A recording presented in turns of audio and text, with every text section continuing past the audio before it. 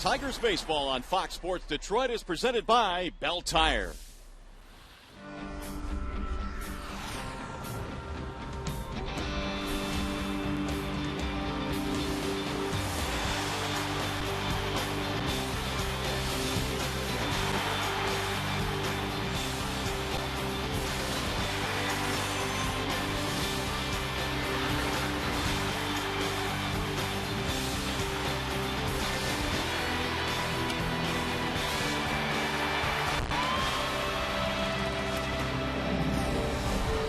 Well, with the 2011 All-Star Game just a week away, the Old English D will be very well represented. Justin Verlander will be there, as will Alex Avila. After a late push, Avila will start at the catching position. Miguel Cabrera, he expects to be there every year. 2011 is no different. And then there's Papa Grande. He was named the All-Star team as well today. Papa Grande has been perfect in save opportunities this year. Gorgeous day for baseball as we welcome you to Comerica Park. Final game in this series featuring the Giants and the Detroit Tigers. Hi again, everyone. Welcome to Tigers Baseball. Mario and Pemba, glad to have you with us. Rod Allen joins us in a moment as we wrap up this series here against the Giants. The news of the day, though, congratulations to the 4 All-Stars for the Detroit Tigers, especially the catcher, Alex Avila. There is no question Alex deserved to start this game. A late push in voting got him there. He leads Major League catchers in slugging percentage. He is second in RBIs and extra base hits. And what a pace this year for Alex Avila, 89 RBIs. It has been a tremendous season for Alex, and he was rewarded today with an All-Star bid. So we're glad to have him at the All-Star game, as well as the other 4 Tigers. Tigers and Giants coming up in the meantime. We send you back to the Call Sam Studios now. Here's Trevor Thompson.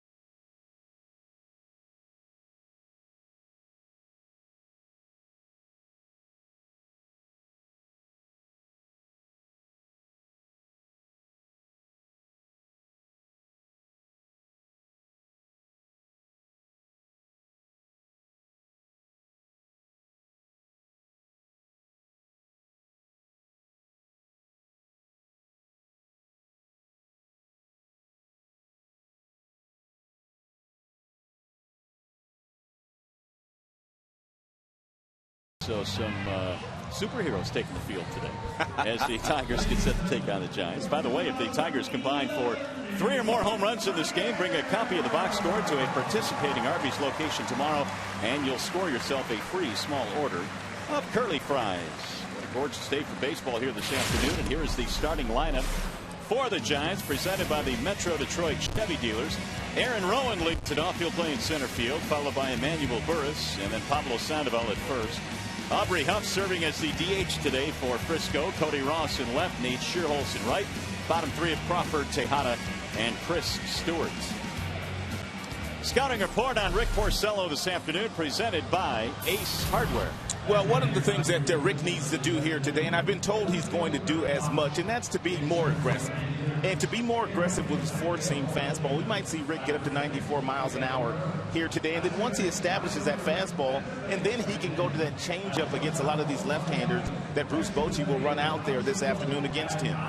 Well, Porcello in his last start gave up 7 runs against the New York Mets, and therefore his stats are a little bit skewed now. Well, left-handers are hitting him at a 342 clip this year, and he felt like going into spring training he had found that front door sinker ball against left-handers that would work well for him, but he's left too many over the plate, and as a result of that, some really crooked numbers lately for Porcello.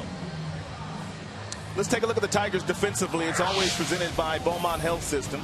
You've got the slugger Boesch in left. You've got Dirks in center. Ordonez is back in right. Inge, Santiago, Rayburn, Cabrera. Alex Avila, the starting all-star in the all-star game in Arizona this year. And Rick Porcello, as I have told you, is on the mound today. And so Austin Jackson gets the afternoon off. Andy Dirks will get the call out there in center field, patrolling the vast area known as center field here in Detroit. Well, Jim has to figure out a way to get everybody in the lineup and keep everybody fresh, and Dirks is definitely deserving of a starting nod on occasion. He is that, and he'll get it here this afternoon on a sparkling day for baseball as we get ready for the Giants and the Tigers in the final game of interleague play. And the first pitch of the ball game is hit to right field on a line. It is slicing, and that ball is fair. That ball is into the seats, and a ground rule double just like that for Aaron Rowan. Well, they're going to be first pitch swinging here a lot because they look at a lot of the things that we look at, and they know that Porcello doesn't walk a lot of people. He's around the strike zone a lot. Here's a 92-mile-per-hour fastball. The location is not bad there. It's down, but Rowan, give him some credit. He was able to slice that ball over the gate in right field. But I think we're going to see Porcello's velocity get a lot higher than that today. So the Giants picking up where they left off last night. A big win for San Francisco in last night's game, 15-3. Here was Emmanuel Burris. He is showing bunt, and he knocks one down beautifully. Only one play for Porcello, and the sacrifice works. And Bruce Bochy very much playing a National League style of baseball here in an American League venue this afternoon. There's Bruce. Real good manager. Really good communicator. Two-time National League Manager of the Year, Bruce Bochy. And he has his team, despite the fact they're without Buster Posey and a couple of other players on the DL, in first place over in the National League West. He'll be managing the All-Star game on July 12th in Phoenix. Tigers have elected to pull the infield in the very first inning. Pablo Sandoval steps in, and he fouls one back. I think this is a testament to the pitching staff on the other side. Jim knows that his club cannot afford to give up many runs here today against this pitching staff of the San Francisco Giants. They're outstanding. You can't give them anything. Meanwhile, Sandoval has a 13-game hitting streak. He has knocked in 4 in this series, and he just banged one off his either knee or his foot. First couple of days of this series, the first few at-bats of the series for Sandoval, they were pitching him away. And he was taking the ball away. He hit a home run, he doubled, he singled in that direction, which would be left field. But they've started to crowd him in the last few at-bats, and they've had success against the Kung Fu Panda. Sandoval still hurting a little bit after that last foul ball. Apparently got this one off his knee. Back knee, no less. Here's the 0-2. Fouled back out of play. Sandoval 22 RBIs. The 13-game hitting streak he's enjoying right now is a career high.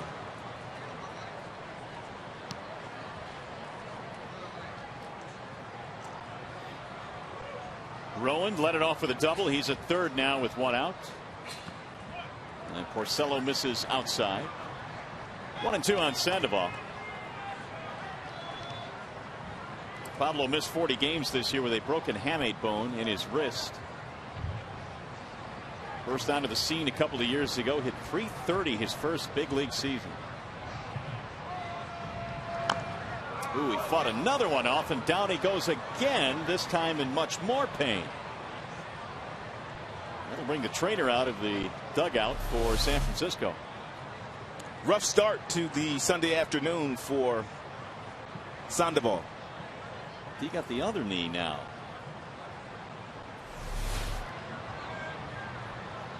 He was already down one leg. Well, that's one way to knock him down, knock him out. When he showed up here at Comerica Park on Friday, he got a breaking ball. It was an 0-2 pitch. He flipped it the opposite way for a double. And then he got Papa Grande later in the game for another double. That was on a 2-2 fastball. And then he played long ball in last night's game. .294 average. Rest of the team at .239. We mentioned coming in, this is a Giants team that offensively has not done nearly as much as their pitching staff has.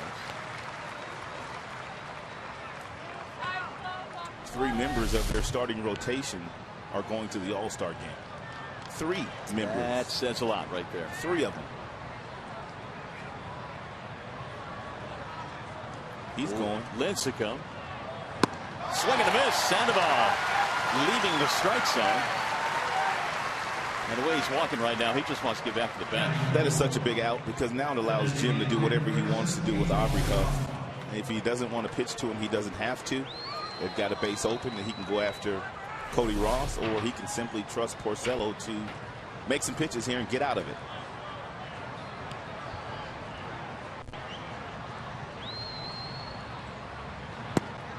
Aubrey Huff, a couple of RBIs in the series, and 2 out of 8. Keep in mind, left-handers came into action today, hitting .342 against Porcello. The 1-0. Busting him inside. 2 balls, no strikes on Huff. Right-handers, meanwhile, batting .236, so the numbers are really stacked with lefties up there.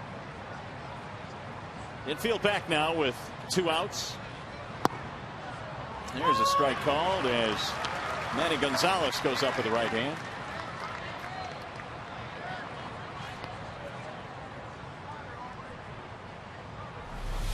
You work hard to get yourself in a really friendly fastball count, which would be 2-0, and then you get a strike called like that on you. You're not going to be too happy about it. Bounce to second. Rayburn gobbles it up, and the threat is over. Nice job by Porcello to pitch out of the jam. No runs, 1 hit, 1 left. Here come the Tigers.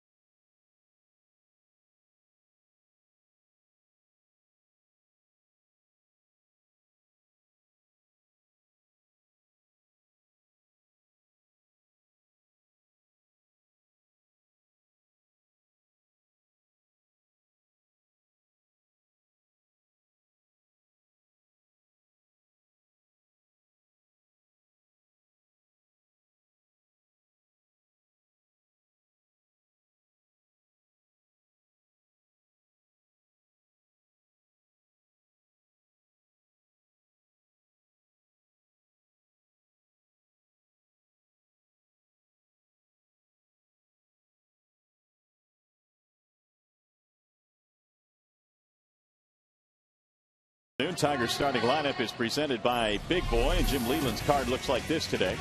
Dirks and Boesch and Ordonez at the top. Cabrera cleaning up. Victor is the DH. Alex Avila is catching. Rayburn, Santiago, and Inge are your bottom three here this afternoon.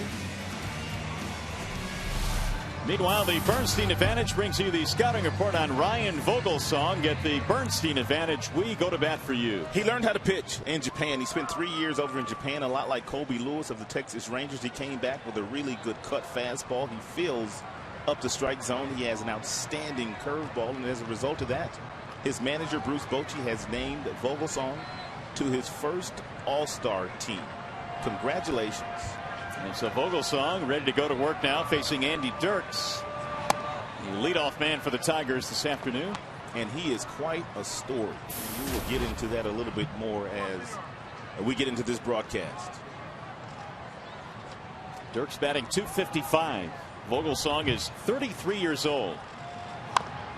That's rolled foul right back into the dugout as it ricochets around. 92 miles an hour with that kind of late life is one of the reasons why Vogelsong is having such a good year. That pitch looked like it was right down the middle to Andy and ran right in on his hands. His last start, he gave up 6 runs, though. 3 of those were earned. Half of them were earned runs. Here's the 1-1. 1-2 on Dirks. 6 home runs for Dirks is third among American League rookies.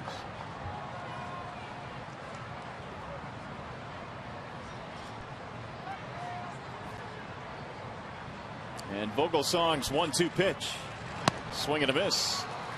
First strikeout of the ball game for the San Francisco right-hander. Let's take a look at the defense for the San Francisco Giants this afternoon. It's presented by Tim Hortons. You've got Ross, you've got Rowan, you've got Shearholtz in the outfield. Tejada, Crawford, Burks, Sandoval round out the infield, and Chris Stewart is behind the plate today. And here are those numbers on Vogelsong that got him a chance to pitch in the All-Star game this year. A 2.09 ERA. And opponent's hitting just .225 against him. Ball inside to Brennan Boesch, batting in the 2 slot today. 307 for Brennan, thanks to a really good series, 3 for 5. Homered in last night's ball game.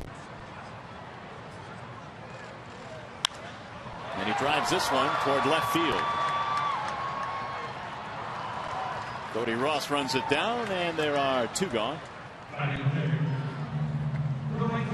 He's going to bring up Maglio.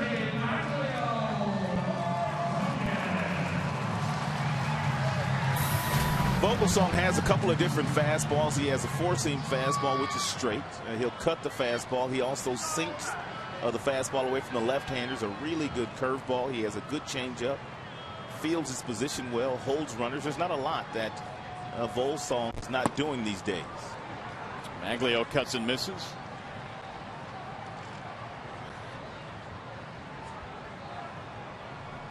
Well, Ordonez has perked up. He's hit safely in 6 straight. There's a strike on the outer edge, 0-2. There's that curveball at 77 miles an hour.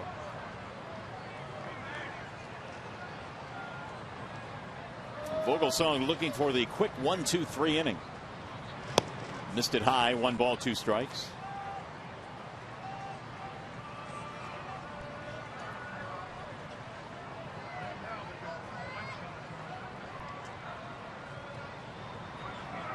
Ordonez at 211 now as his average continues to climb. One long ago that he was in the 180 range, 190, and slowly but surely, with a good homestand here, 10 hits on this homestand, he's been able to raise that average.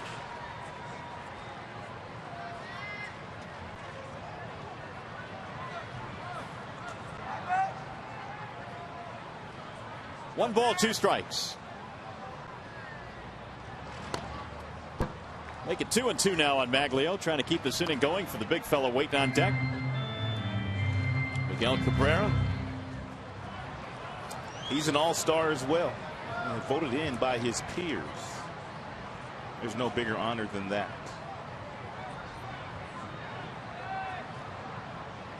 And the 2-2. He tipped it into the glove for strike 3, and a couple of strikeouts for Vogelsong. Quick start for him. We go to the second.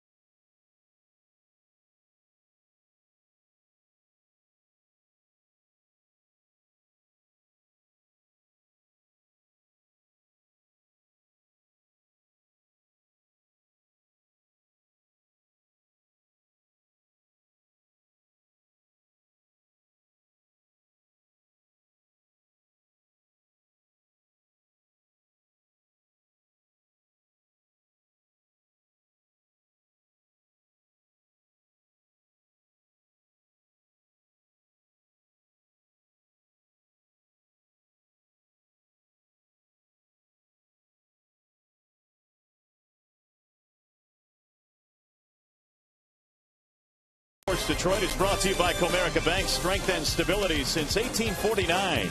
Dodge. Visit Dodge.com or see your local dealer today. And by Arby's. Stop by today and try the new Shroom and Swiss sandwich. Arby's. It's good mood food.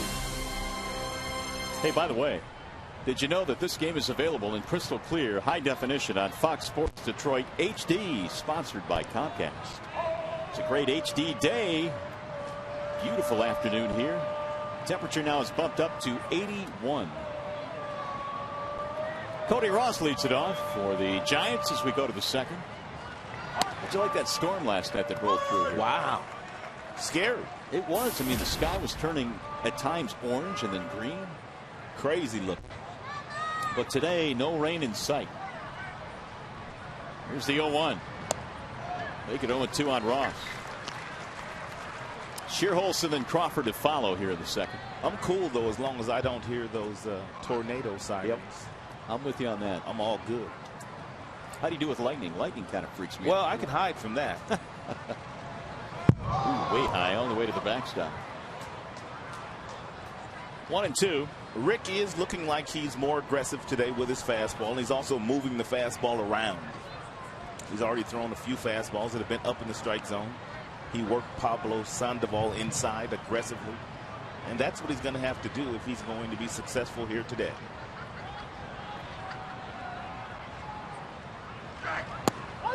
And there's a strike called. See you later. Cody Ross, the second strikeout victim of the day for Porcello. Hey, fans, don't miss your chance to see the Tigers play their Central Division rival, the Chicago White Sox, July 15th.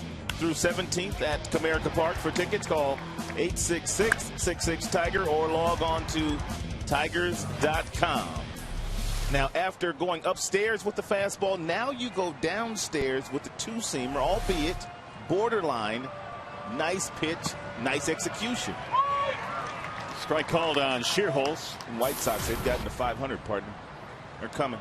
They have, haven't they? Yes, they have. Well, that doesn't surprise you, though, does Not it? really, not really.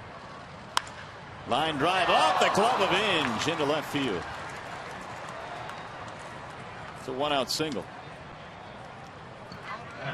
Yeah, the race in the Central really starting to heat up now. Of course, the Tigers fell a game and a half behind Cleveland, and Chicago now just 2 games behind the Tigers. All of a sudden, Cleveland's re-energized. They've got Travis Hafner back, and a lot of people thought the Cleveland Indians would struggle because they were going to play 9 consecutive games in National League cities, but they've done well. Count me on that list of folks that thought they would struggle. Carmona, though, was put on the disabled list after injuring his quad running to first base yesterday. Did you see that tumble? I did. Wow. I felt bad for him. That is a big fella to take a tumble like that. That's another reason why some managers don't like interleague play. They don't like the fact that the pitchers have to hit and run the bases when they don't do it all year long.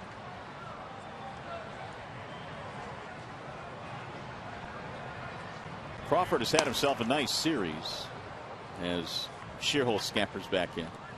This is a kid with they felt probably didn't have enough at bats at the higher levels of the minor leagues to be ready for a major league shot. And because of injuries, he's thrown in there and he's done a pretty good job. 4 for 6, 4 walks in this series. Popped him up. Right side of the infield. Rayburn under it. 2 gone.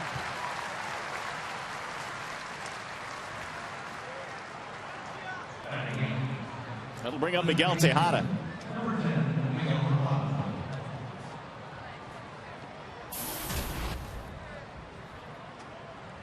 We may go months without seeing a grand slam. Well, opponents have hit 3 on this homestand against the Tigers.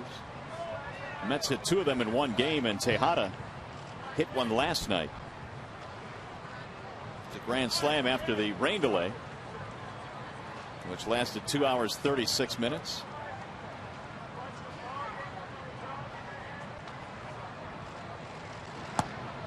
There's a strike. 0-1.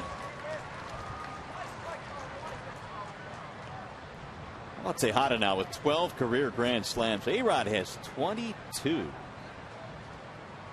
Matt Stair still kicking around, still kicking the tires. You hang around long enough, you'll start posting those numbers. Runner goes, fouled back. 0-2 on Tejada.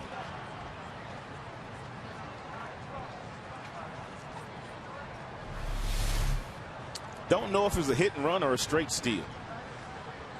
0-1, sometimes managers will put a hit and run on, but it's not the count that's usually used in that fashion. Shearhole's not necessarily a base stealer.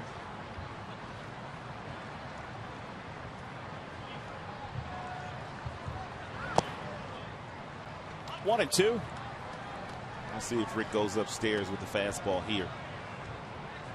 He can go one of 2 ways. He can elevate the fastball up around the letters at about 92 and get a swing and miss, or if he has confidence in that breaking ball and he takes enough off of the 92-mile-per-hour fastball, he can bounce it and get a swing and miss on that pitch.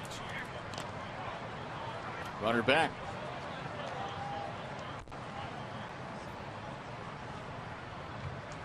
Tejada, a 6-time All-Star, former MVP as well in his days with Oakland.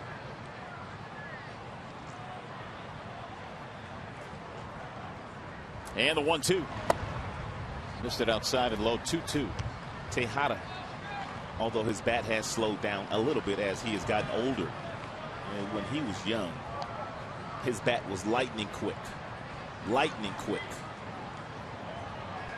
Over 300 career home runs. 285 lifetime hitter. Runner goes, and it's swung out and missed, ending the inning. Porcello's 3rd strikeout. 1.5 in the books.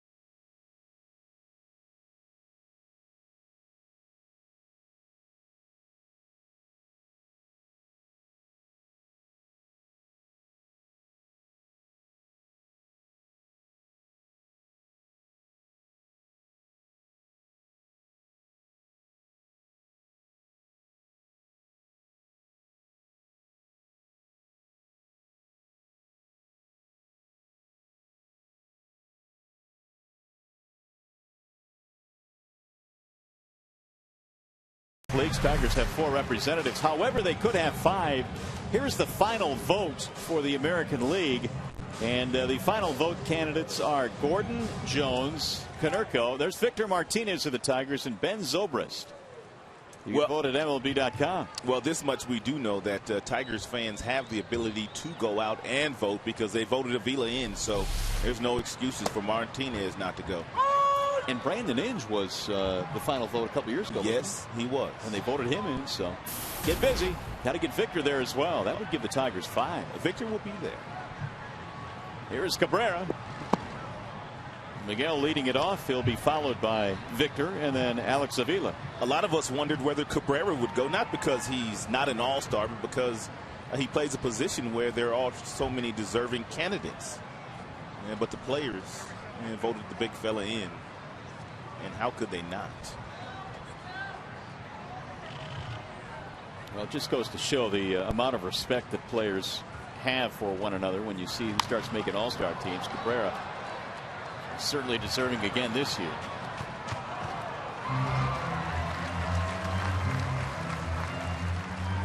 When you start to look at some of the numbers, it can be difficult. I mean, Konerko was hitting .317. He deserves to go. 21 homers. He deserves to be on the team. There's no doubt about that. 62 RBIs. So. They took Carlos Quentin. The players voted Carlos Quentin in. That's because he's the hard-hitting Carlos Quentin. He's been doing a lot of that. Tigers will see the White Sox right after the All-Star break.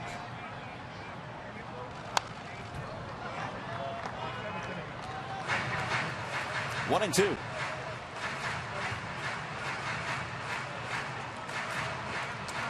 If you weren't with us earlier, I told you that Vogelsong spent 3 years pitching in Japan and said that Japan basically not only changed his career path, but kind of changed his life. To go to a foreign country. Roll to the shortstop. Crawford backhanded. 1 out. And learn their way of life, he said, is enough to change anybody around. Well, you could speak to that. No question. I mean, what were some of the things that you learned going to Japan? Well, the first couple of months was just loneliness, really. Yeah. I mean, because you're by yourself all the time. You have an interpreter. But by and large, that's all you have. You have one friend who is the other American League player on the team. So you spend some time with him. But by and large, the first couple of months, very, very lonely over there. I mean, you don't know the language, so you don't necessarily know how to order the food. And until you learn where the Americanized grocery stores are and different things like that, it doesn't become comfortable for you. Well, Vogelsong began his good start this year in his role in San Francisco after being called up in April to replace Barry Zito, who was put on the DL. And he really took advantage of that opportunity. Victor cuts and misses. The way they were describing him in the last 3 days is he could just pitch. He has learned how to pitch. Not going to overpower you, but he's going to move the ball around, cut it, sink it, throw you a breaking ball at a couple different speeds. High fly ball, shallow center. Aaron Rowand is there. 2 up, 2 down, 5 straight retired by Vogelsong.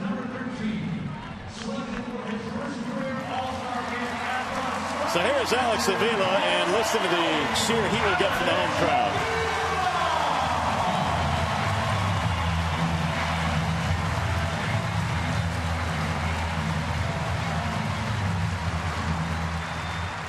First All-Star game, first start. What a tremendous honor for Avila, who I think knew he probably was going to get there, but I think starting the All-Star game and getting enough votes to win that position gives it extra meaning.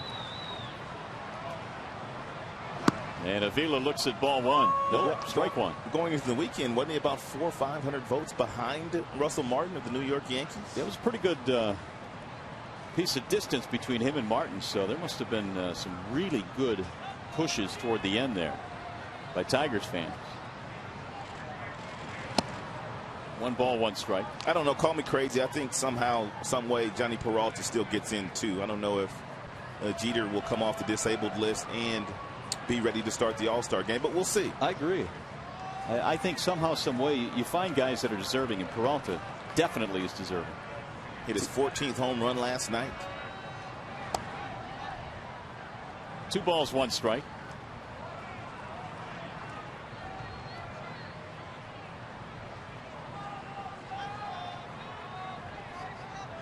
These are all-star numbers, to be sure.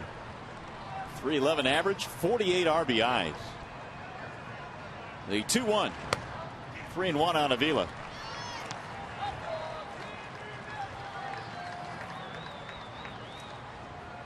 Alex's dad, Al, the assistant general manager of the Tigers, will be joining us when we get to the top of the third to talk about his son's naming the all-star team.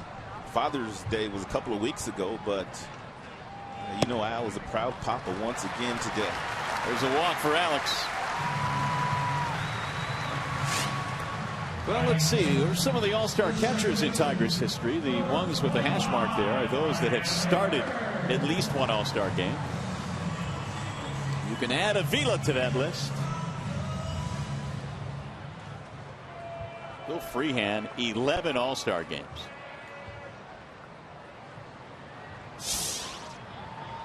Two outs, a runner at first base for Ryan Rayburn. You got to give Vogelsong a little credit for being smart out on the mound as well. With 2 outs, he didn't want anything to do with Avila. The all-star did not give him one pitch to really hit. Can't say that I blame him either. Rayburn skies one to center. Routine play for Rowan. And that is that. So the Tigers get a walk, strand a man. Tigers baseball today presented by Del Tire.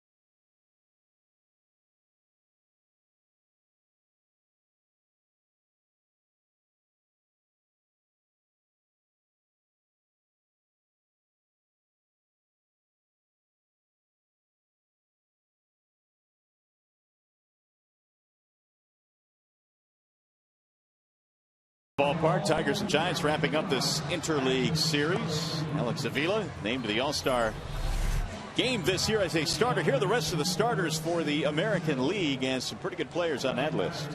No doubt about that. Bautista was the leading vote getter. The leading vote getter. Granderson, the former Tiger, very fond of him, and he's very deserving as well. But some great players on that list. Great players on that list. A lot of Yankees, and we see that a lot. Every single season. They always get the best players. That is true. And so they are well represented. All-Star game just about a week away in Phoenix, Arizona this year.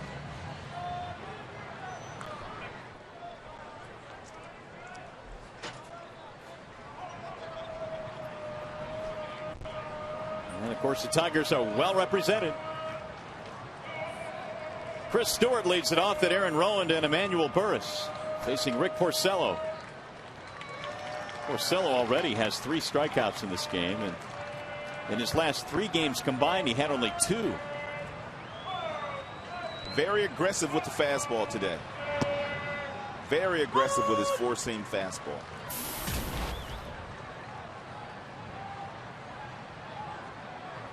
Stewart batting .213. There's a strike call.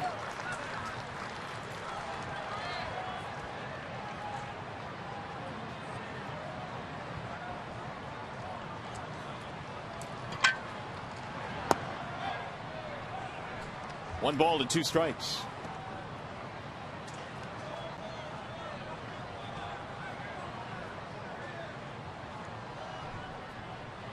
Porcello with strikeouts at Tejada and Ross the last half inning.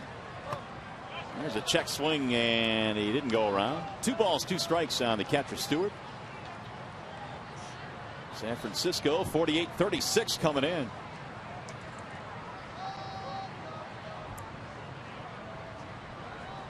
Here's the 2-2 pitch.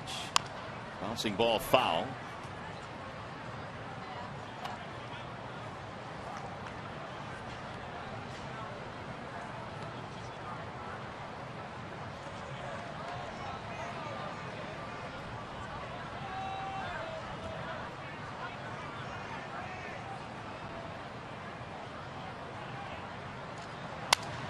That's popped up.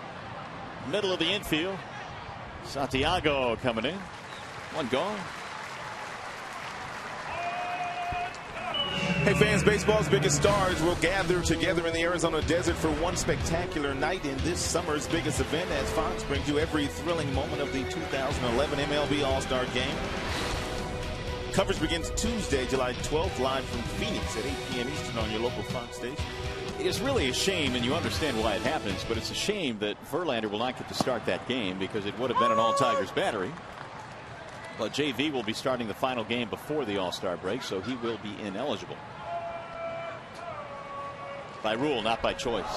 And he's hit again. Rowan was hit in the ball game last night by, I think it was Perry. Yeah, Perry hit him with a breaking ball.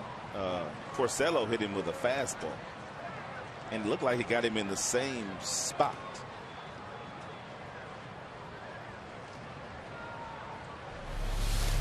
It's a two-seam fastball that gets away from Porcello, and it did get him almost in the identical spot at Ryan Perry got him last night. Yeah, literally. Rowan last night just simply discarded the bat, went to first. This time he's got a lasting impression on his shoulder.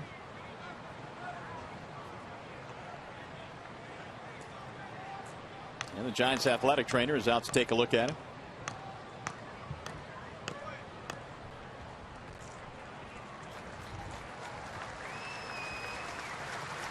So Rowan is all right. He'll stay in the game. 1 on, 1 out.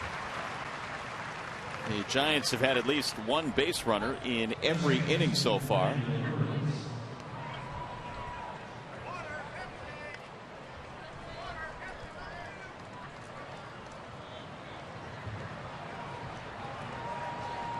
Here is Emmanuel Burris. He sacrificed back in the first. Not a sacrifice situation here with 1 out.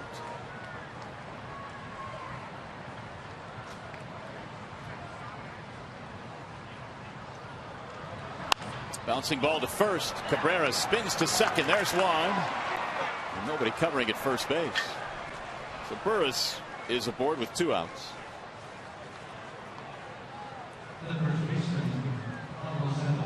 That'll keep the inning going out for Sandoval.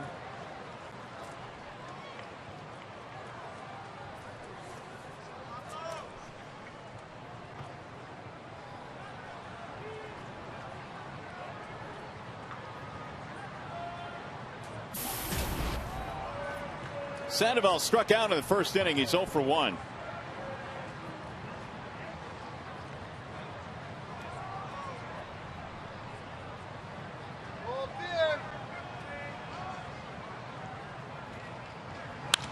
Drives this one on a line to right field, but caught by Maglio Ordonez. Inning over. No runs. A hit batter, 1 left. We go to the bottom of the 3rd.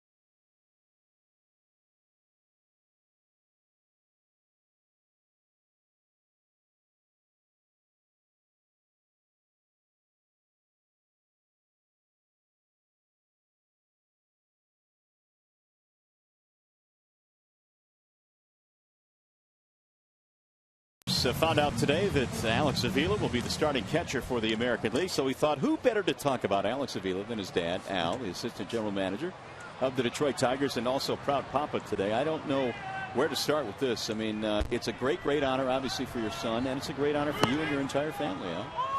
Yeah, it certainly is. It's been a very exciting morning so far.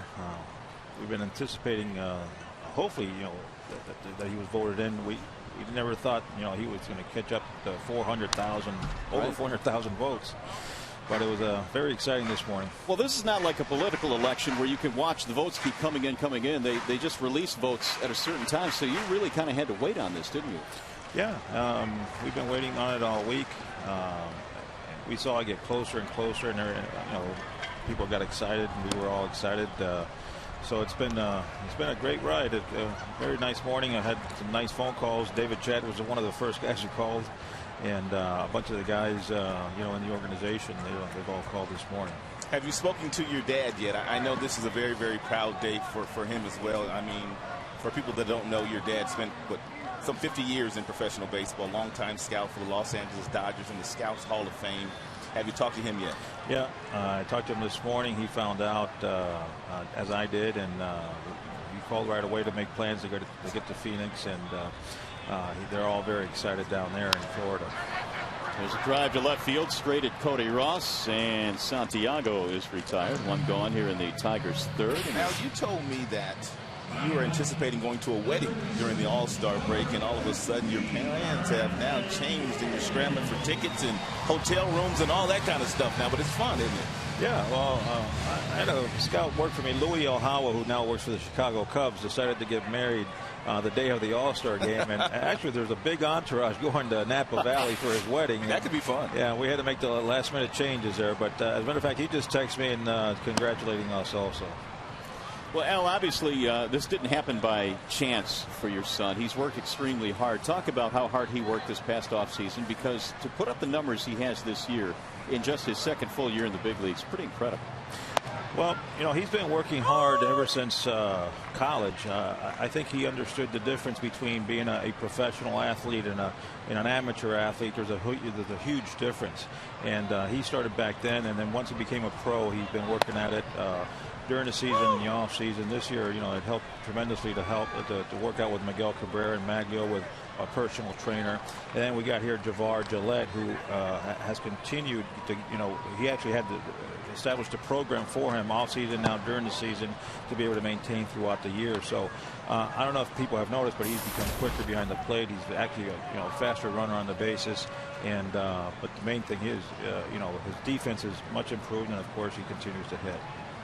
Brandon Inge, the batter here, with one out in the third. And we're speaking with Al Avila, the father of Alex, who was voted the All-Star game today. One of the things I admire about your son is his even-keeled presence in the locker room. He's still a very young player, I understand, but that just seems to be his personality. What was his reaction when he found out he won the vote? Well, I saw him downstairs, and I congratulated him and, give him a kiss and a hug. And yeah, just like you said, very calm, cool. And so thanks, Dad. This is pretty cool. I'll see you in Phoenix. Taking it in stride. Exactly. Well, hey, we've always been very similar in that not get too high, not get too low, just stay even keeled and just go out and do your job and do the best you can and enjoy it. Your lovely wife, Yamil, plays a huge part in the success that Alex has had. Obviously, you've worked in sports your entire life, so you're away from home all the time. But Yamil has been wonderful in guiding him while you've been away, hasn't she? Well, she's the one that, when he was a kid, took him to all the games, drove him around. Obviously, the school part, all the school work, all the school stuff, she was always involved in. I was mostly away.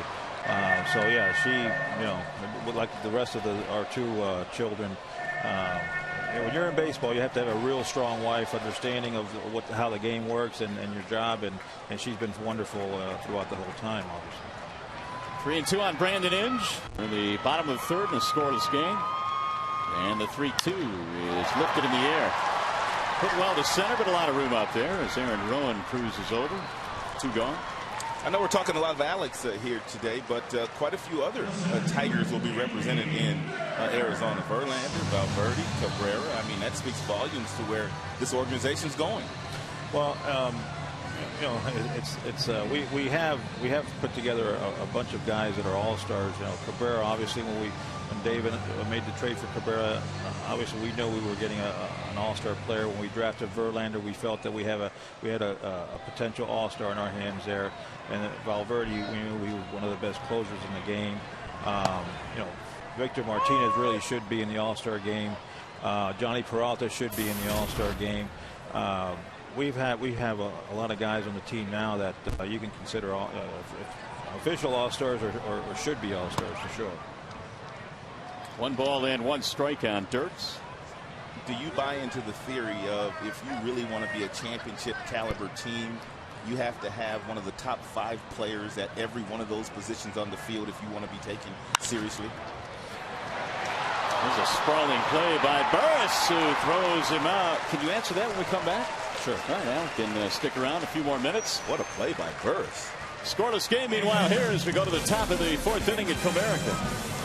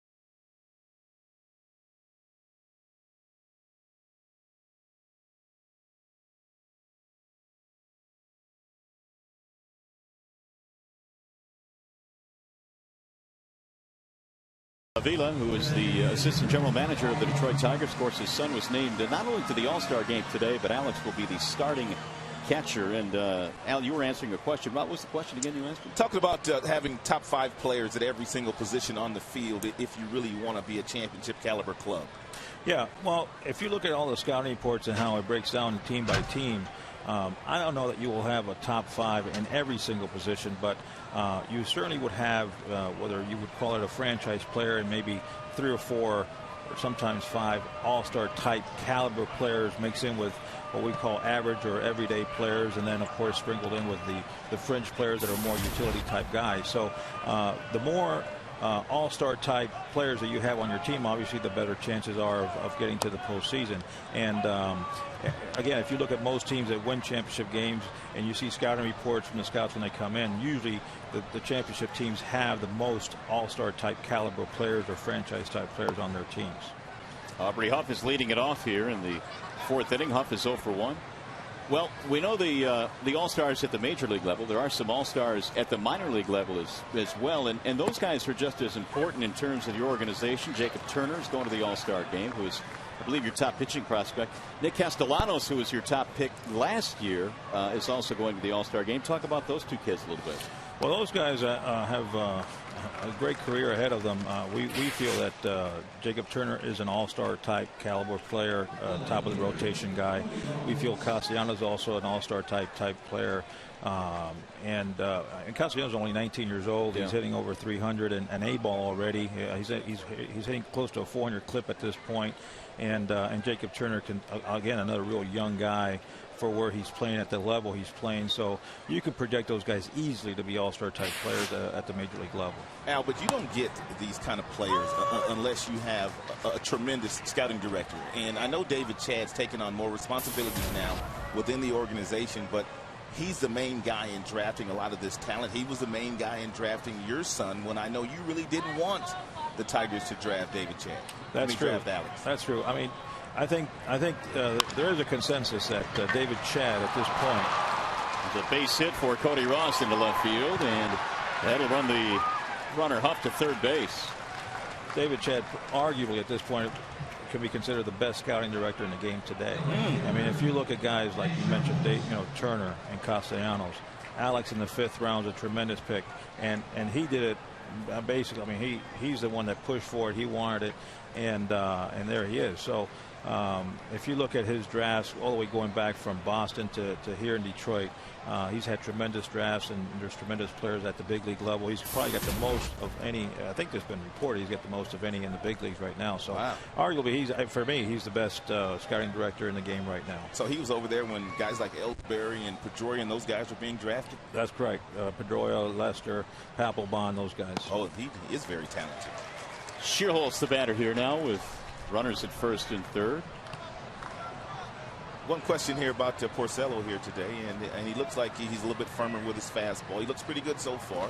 What do you think? He's got better sink today for sure on his sinker. He's got a little bit sharper breaking ball, and he's got all his pitches. I mean, knock on wood, I don't want to jinx him, but he's on today for sure. You're powerful, but you're not that powerful.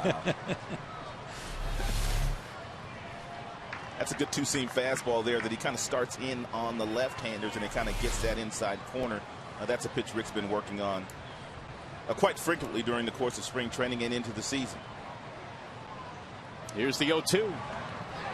That's going to bounce in and allow the runner to move up to second base. So second and third on the wild pitch by Porcello. And we're talking about the draft. I want to get to something in terms of how you value a draft or how you evaluate a draft. Is it more of evaluating the guys that you can get in the middle rounds to maybe like the 10th to 20th rounds that actually go on to be big league ball players? I mean, everybody has their boards and everybody's got the top picks, but I think where scouting really becomes difficult is when you get into the 10th round, the 15th round, the 20th round. No doubt, and that's where you mostly depend on your area scouts, really, because when you're talking about the 1st round pick, the 2nd round pick, the 3rd round pick, the scouting director really has the most influence there.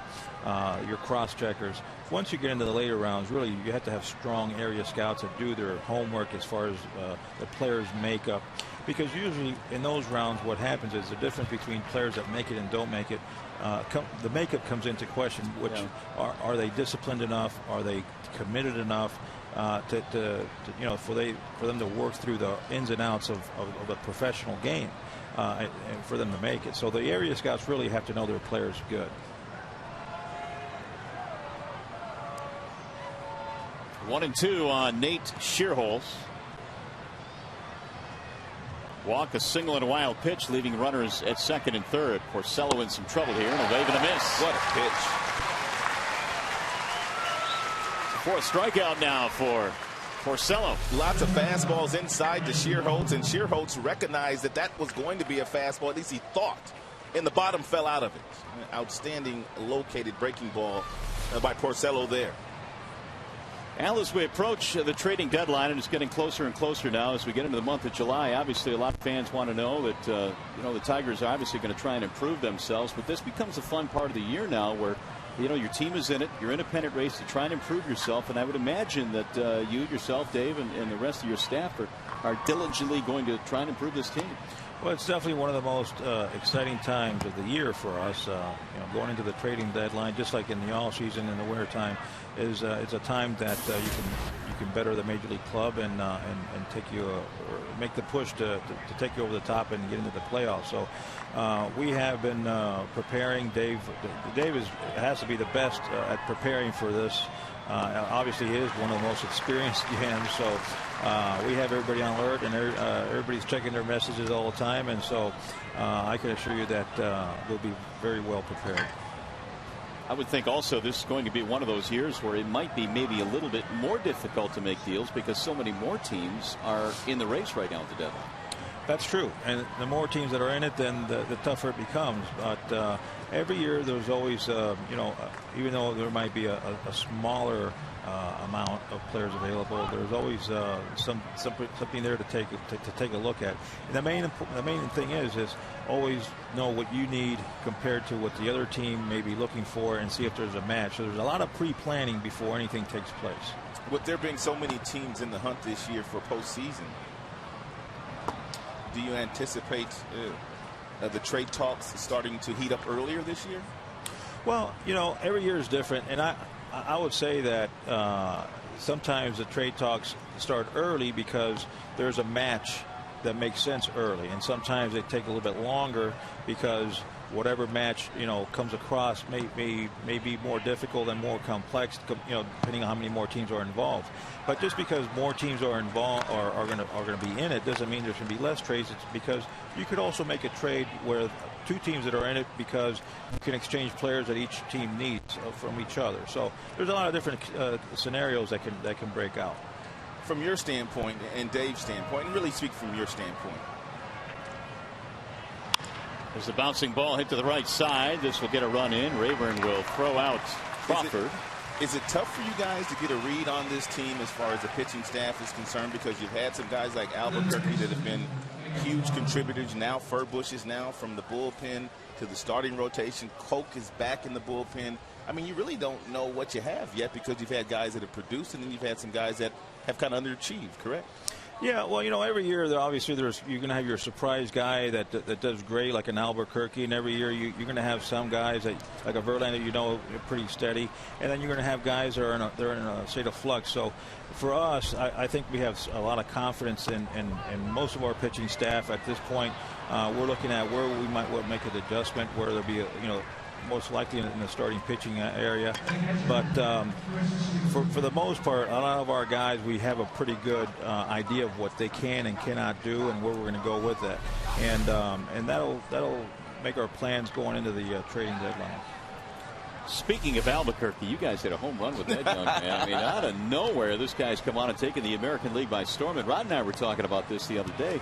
You could make a case for him that he's all-star worthy. I mean, he's had that good of a season. But talk about what went into signing him. And, boy, some great scouting there. Well, every year in the Oh, well. Next time. Real quick. It was a great signing, wasn't it? It was a great signing.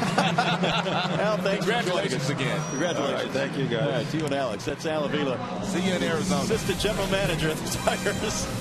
An ill-timed lineup, but good for Porcello.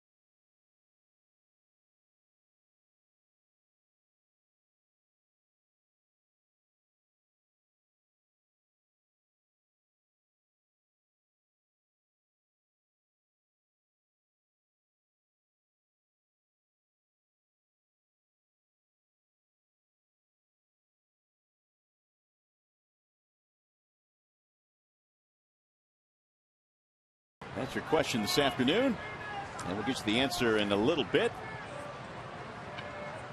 Here the Tigers are trailing now by a score of 1-0 as we go to the bottom of the fourth inning. Ryan Vogelsong back to work. There's a strike called on Brennan Boesch, who leads it off. It'll be Boesch, Ordonez, and Cabrera. 1 run, 3 hits for the Giants. Tigers, no runs, no hits. One time through the lineup. They have had a walk against Vogelsong. That's it. There's the line drive, though, but it's going to go up the pole. It's a home run. There's your first hit.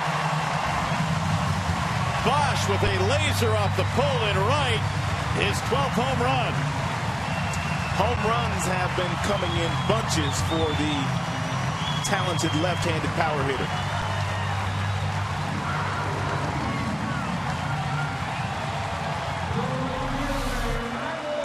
Change-up grip, looks like the circle change, which means the velocity is going to be somewhere in the low 80s. Brennan goes down to get it and hits it right off the foul pole. Really good swing by Mr. Boesch. So just like that, the Tigers have their first hit and their first run, and right off the pole it goes. 1-1 ball game. It'll go toward third foul. Ordonez the batter. Maglio is 0 for 1. It was nice of Avila to spend an inning with us talking about his son and giving us some information on the club and the minor leagues. We covered the whole gamut. I just wish you could have answered that Albuquerque question. That's all. we could have pushed for another half of it. We could have, but I'll take the out anyway. Don't worry. We'll just end that inning. That's fine. 1-2. Has to be a tremendous thrill for him. Tremendous thrill. I mean, your son starting the All-Star game. Wave and a miss. One gone. Meanwhile, we go to the studio now. We check in with Trevor Thompson. Trev.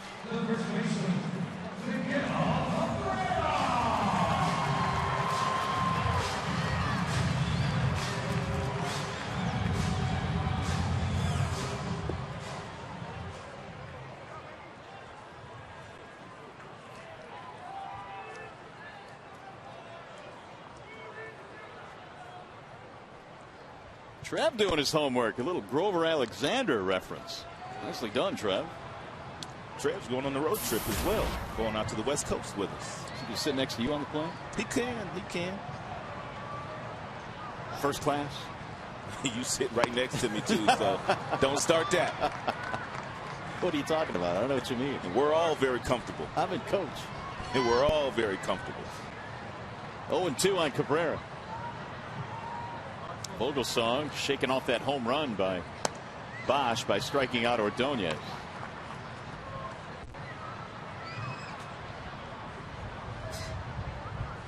Vogelsong is 8 of 13 in first pitch strikes here today, but that's his MO. And he fills up the strike zone pretty good. And Cabrera goes down on strikes. Location, location, location. It's not so much the velocity of the pitch, but it's the location of the four-seam fastball. It is right in the glove of Stewart. Right in the glove.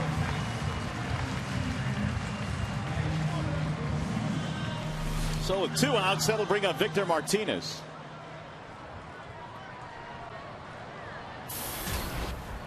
Victor flied out back in the second. Martinez in the final vote this year. You can go to MLB.com and vote Martinez into the All-Star game. That would be something, wouldn't it? 5 guys. I didn't think it was a stretch. I mean, when we talked the last week or two about all the guys that deserve to go, I really thought all of them would get a chance to go. I really did. Here's the 0-1 pitch. Driven to center field again. Rowand is on the run. And it's going to be a fly out for Martinez to center. Tigers tied up, though, on the Boesch homer.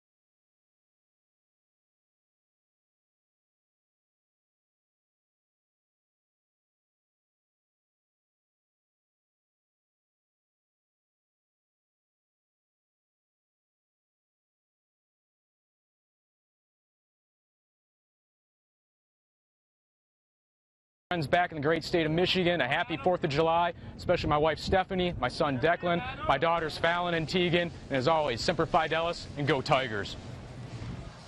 And thank you, Major Sean Murray, for your service to our country. By the way, we remind you, today's broadcast is on AFN, the American Forces Network, broadcasting to the U.S. Armed Forces, serving 175 countries aboard ships at sea.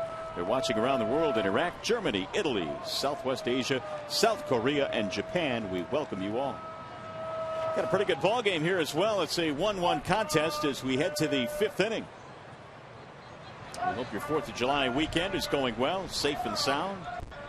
For sure, be safe. And be careful around water. Aaron Rowan, Emmanuel Burris, and Pablo Sandoval, the top of the order against the right-hander Porcello.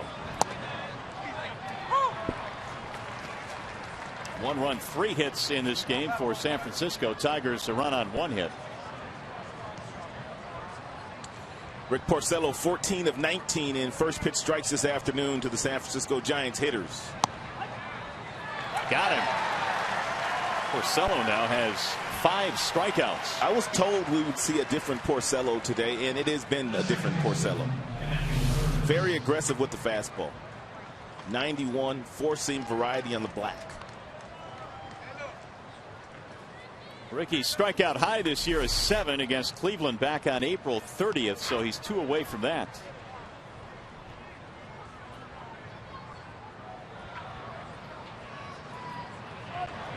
Burris is hit by the pitch, and down he goes. Well, you can hear that one all the way up here. Rowan was hit back in the 3rd. Tejada was hit in the 4th, and now Burris here in the 5th.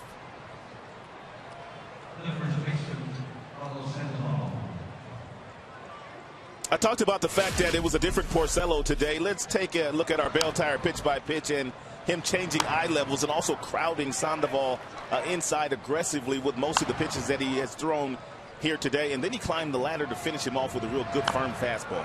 Really good pitching today by Porcello. And here's that strike 3.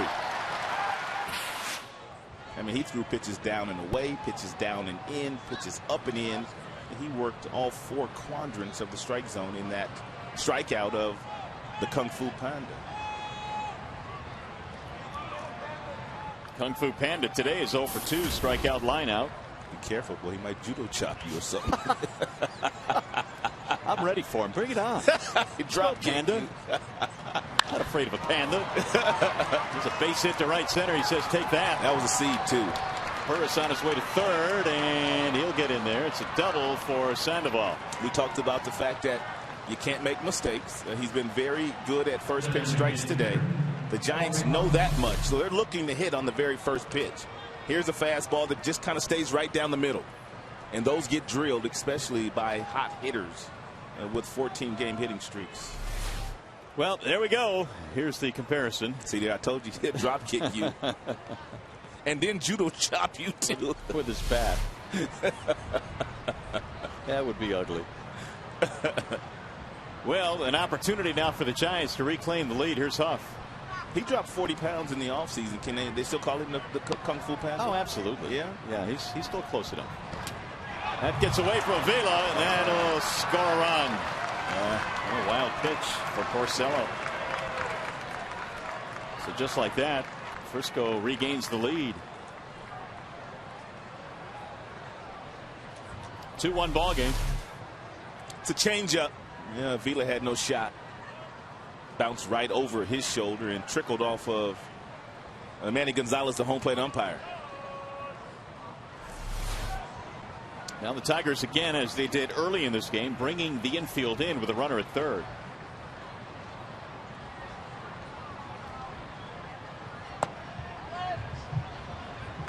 Here's where Porcello has to be smart.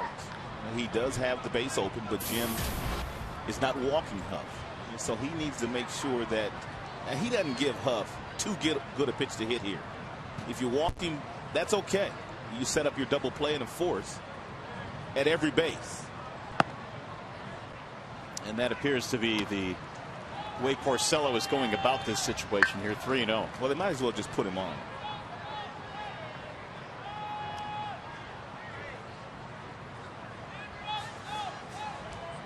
looks like they will. So they'll just finish off Huff here with the intentional walk. Hey fans, see the Tigers take on the Chicago White Sox on Sunday, July 17th at 1:05. It's another Every Kid Every Sunday giveaway with fans 14 and under receiving a Johnny Peralta glove. For tickets, call 866-66-TIGER or visit tigers.com. It'll be a good glove because Johnny has been picking and grinning all year long. Well, Porcello with a brief visit from Rick Knapp. 2-1 San Francisco. Good visit by Rick. Porcello can't afford to let this game get away from him right here. I mean, if you think back to some of the recent starts that Porcello has had, he's really had that one bad inning where he just couldn't get out of the inning. And he gave up a really crooked number. Tigers infield playing for the double play now with Ross up there. And Porcello just might be the guy to get it. Ross a single and a strikeout. Cody, a former Tiger, didn't play much at the big league level with Detroit before he moved on. He played in just 6 games. Of course, he got injured his first year in the big leagues. 0-2. Really have to concentrate here. You have to make a pitch. You have to go for the strikeout now. You'd love the double play, but because he's behind, no balls and 2 strikes, you go for the strikeout.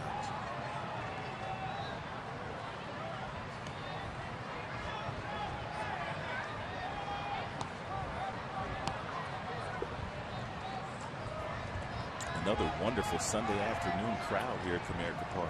Is indeed a beautiful day. A little bit outside, 1-2. On this All-Star Sunday where the teams were announced. Fans enjoying some sunshine, 80-degree weather. And hopefully a Tigers win.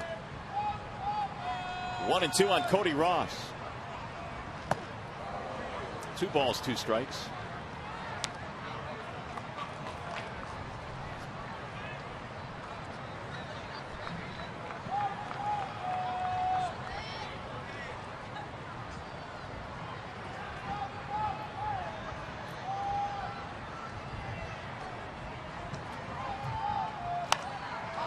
Popped him up.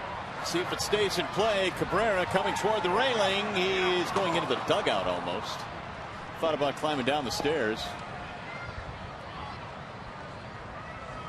Ross still alive.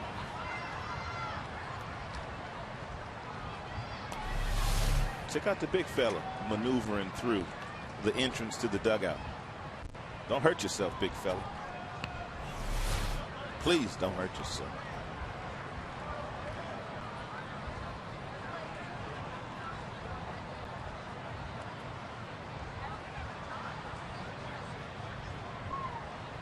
And the 2-2. Bouncing ball back up the middle. Santiago, it flattens out and rolls by him.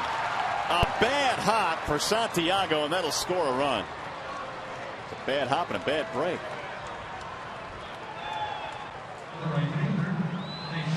It appeared to hit the cut of the grass, and Santiago was getting ready to take the bag and touch the bag and try to complete the double play, and the ball just kind of redirected to the right of Santiago and underneath the glove.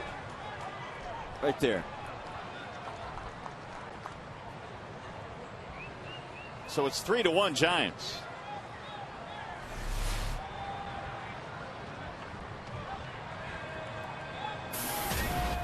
And bring up Shearholz. Still waiting on the ruling for that play. Well, that has to be a base hit. Well, I would hope so. It is base hit. You just never know. You're right. It's the 5th hit of the game.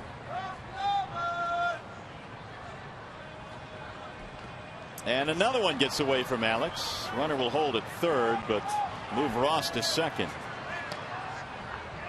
So 3 wild pitches now in the game for Porcello to go with his 3 hit batters. The 3 hit batters are a result of him pitching more aggressively inside today.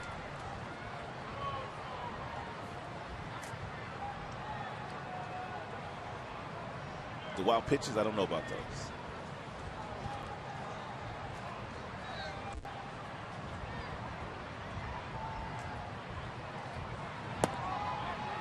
Now 2-0 on Shearholes.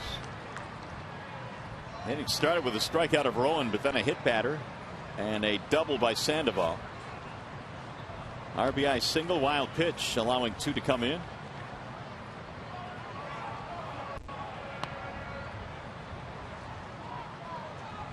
Swing and a miss. 2-1 on Shearholes. A couple of years ago, Shearholes was in AAA and hit .320 that year. Was then elevated to the big leagues. His numbers this year already better than his numbers from all of last year. Big spot here, trying to drive in 2 more. And he rifles one right to first base. Cabrera will throw across the diamond, but the runner gets back in. Ball was hit hard. No damage, though. 2 gone.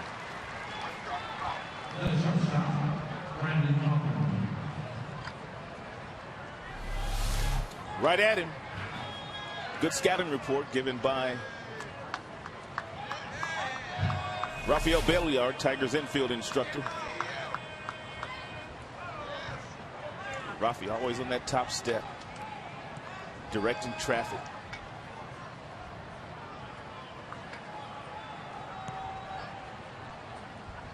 Crawford takes ball 1 as Avila blocks that one. That's one of your responsibilities if you're coach.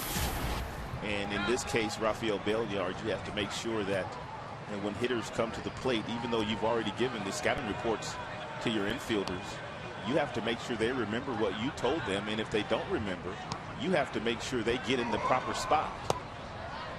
That is your responsibility. It's part of the authority that Jim delegates to his coaches. Rafi in his day was always in the right spot. Terrific defender. Nickname was Pac-Man. Another one in the dirt, and Avila's getting beaten up behind the plate today. 3-0. So Porcello now has thrown 75 pitches in this game. Well, he shouldn't throw it right down the middle. You wouldn't think that Crawford would be one of those guys to swing 3-0, but he might here.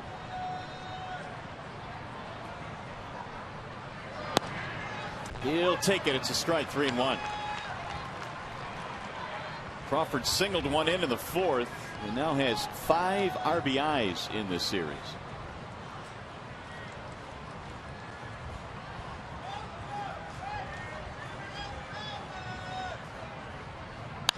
Bouncing ball first base side, scooped there by Cabrera, and that is that. They get a couple of runs though, and we go to the bottom of the 5th.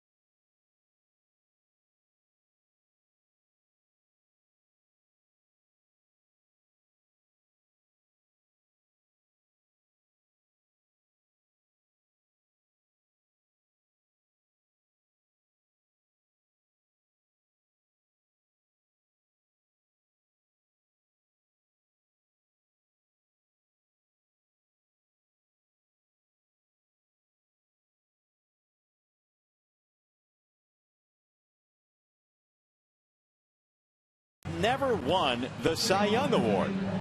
Any guesses? Hall of Famer Juan Marichal, 191 wins in the 60s. And the high leg kick.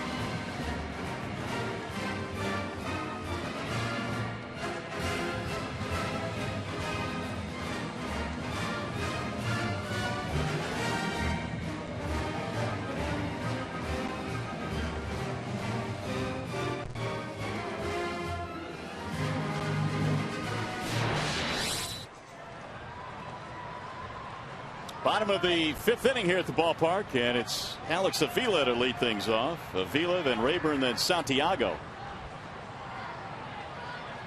Vogelsong giving up the home run to Brennan Boesch in the 4th. Off the foul pole, the only run he's allowed in this game, and a strike called on Alex Avila.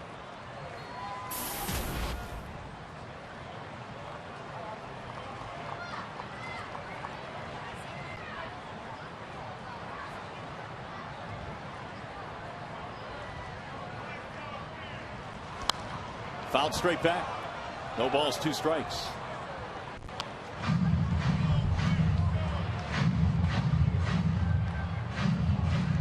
Avila had a base on balls in the 2nd. 6 hits on this homestand. He came in batting .330 in his last 34 games, which has gotten his average up around 300. It's been there most of the month of June. .299 coming in today.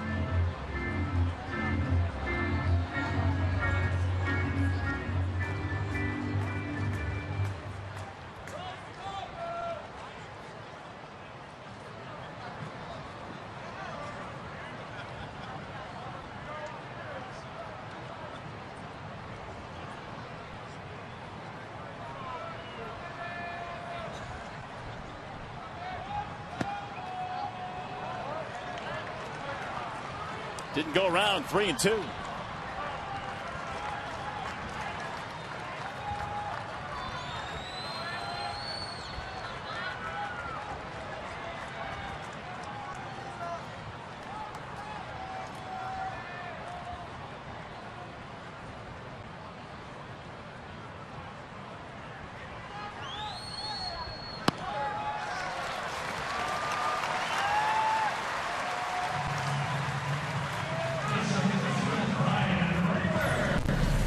Tigers batters were hot when the San Francisco Giants came to town, but their starting pitching in this series has really quieted Tigers batters down.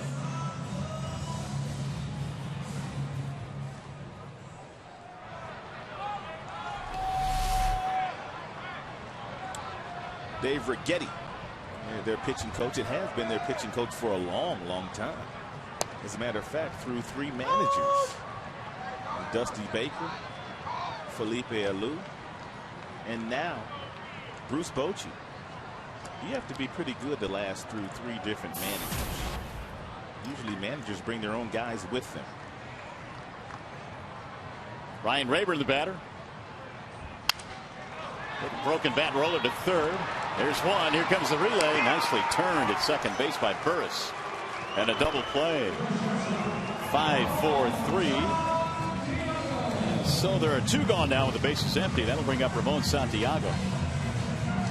Ron Wotus also on the bench, seated next to Bruce Bochy, or standing next to Bruce Bochy. He is his bench coach, and he has been the bench coach through 3 different managers. Dusty, Felipe, and now Bruce Bochy. It's a good gig if you can get it. Santiago.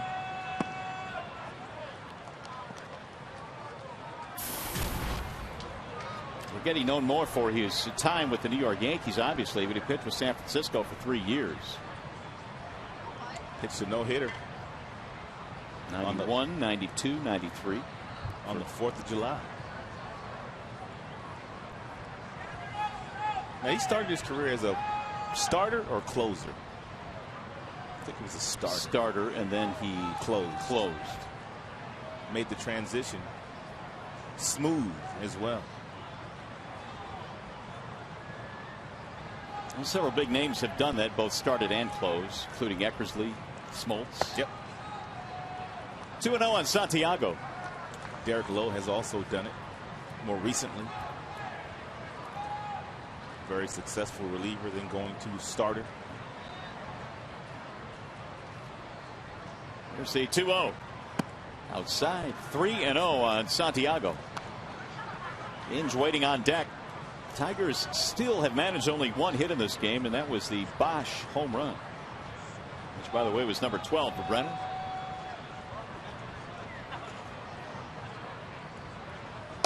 And he walked him. 4-pitch walk to Santiago. Second walk in the inning, third overall.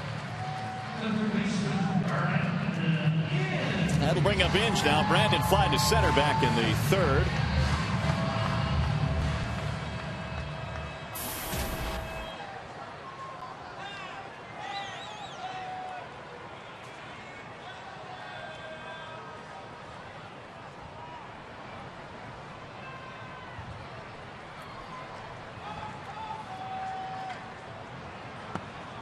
And ball one to Brandon. So all of a sudden Vogelsong can't throw a strike.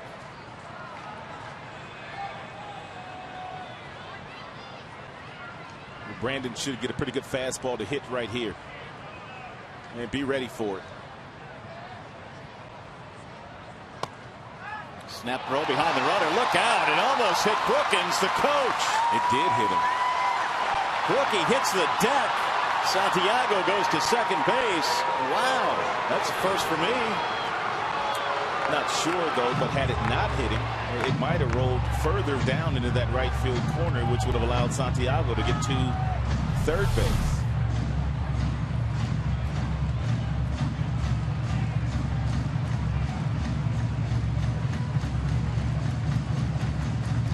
Looked like it hit him right on the right shoe, the heel.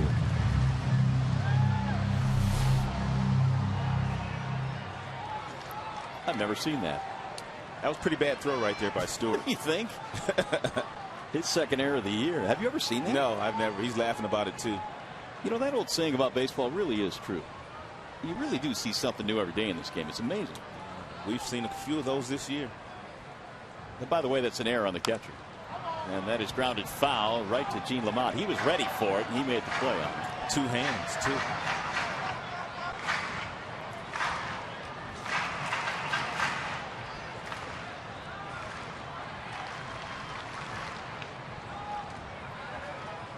JB's been known to uncork a couple of weird throws every now and then. He's had a couple of those this year. Yeah, he has. That one in Oakland sticks out. And a strike called on the outer edge. 2-2 on in. First time the Tigers have gotten a runner in scoring position today.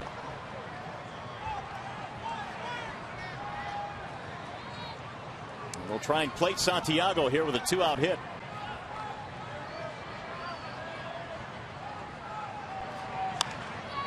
That is popped up. Shallow right field. Shearholtz. And the inning is over. So nothing comes to the 2 walks and the bizarre throw.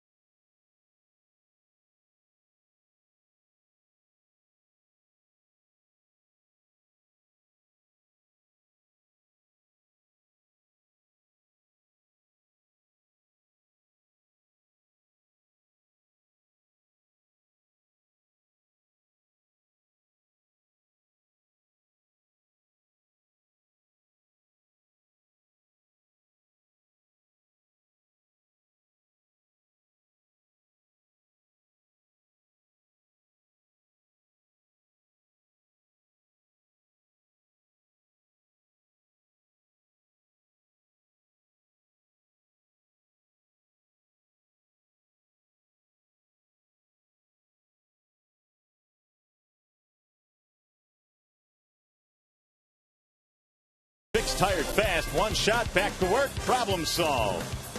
By AT&T and by Country Fresh.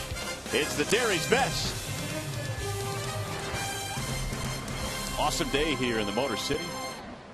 Great day to be on the water as well. But it's also a good day to be at the ballpark. Right now, Tigers down 3-1 as we go to the 6th inning, and Miguel Tejada leads it off.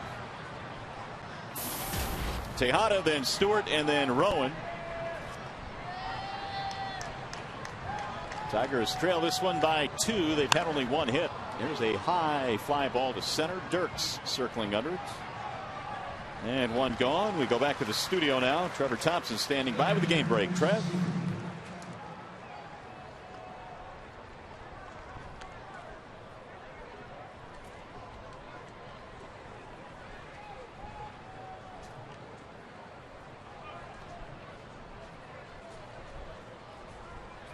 All right, let's go Reds. Right here, the Tigers are trailing, and they came in a game and a half back behind Cleveland. Chicago, meanwhile, coming hard. They are 2 behind Detroit. There's a strike called on Chris Stewart. Stewart is 0 for 2. Pop up in a lineup.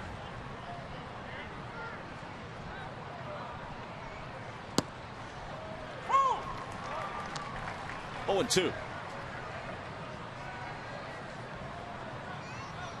The 4th and 5th innings. The only trouble spots for Porcello.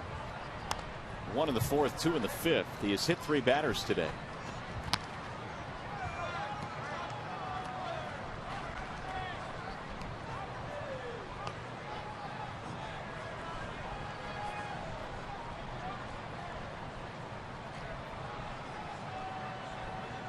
And the 0-2. 1 and 2 on Stewart.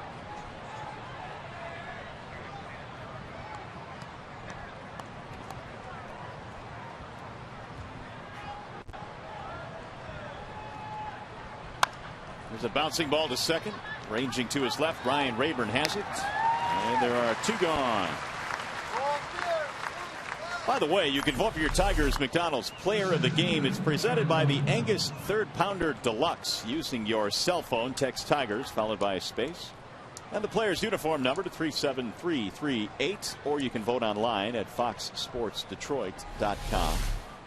Final results coming up post game. Tigers Live. Mr. Boesch with a home run has to be one of your leading candidates right now. Aaron Rowan. Double, hit by a pitch and a strikeout. Right back up the middle on a slow roller. Ramon gets there. Oh, it's dropped at first by Cabrera. Should have been a 1-2-3 inning. Cabrera unable to grab it.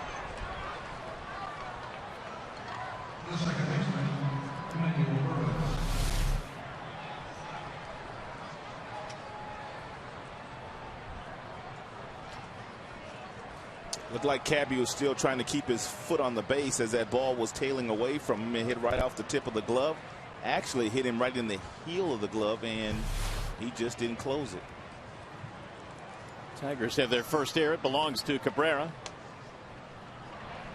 We'll bring up Emmanuel Burris. He tries to drop down a bunt. 0-1. Burris did bunt back in the first. That was in a sacrifice situation. 3-for-11 in the series.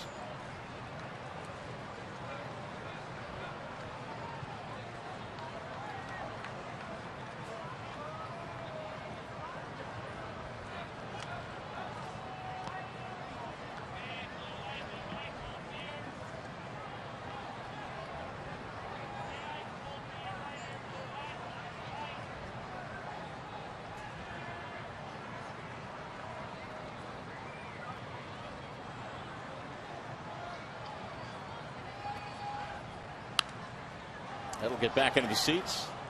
0-2 on Emmanuel Burris.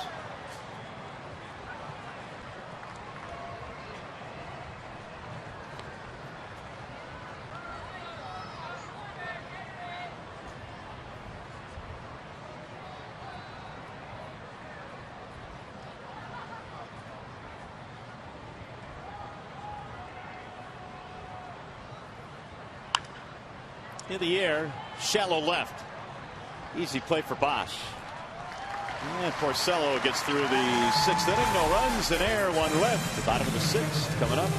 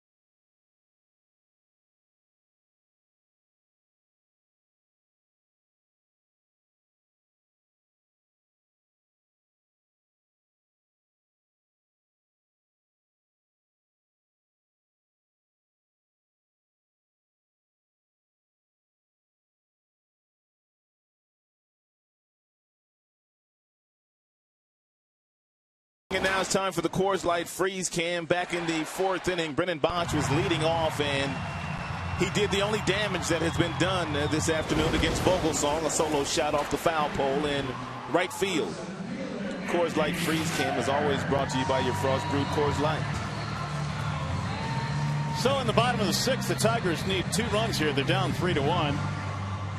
Boesch will be batting 2nd in this inning. Andy Dirks is leading off, then Boesch, and then Ordonez.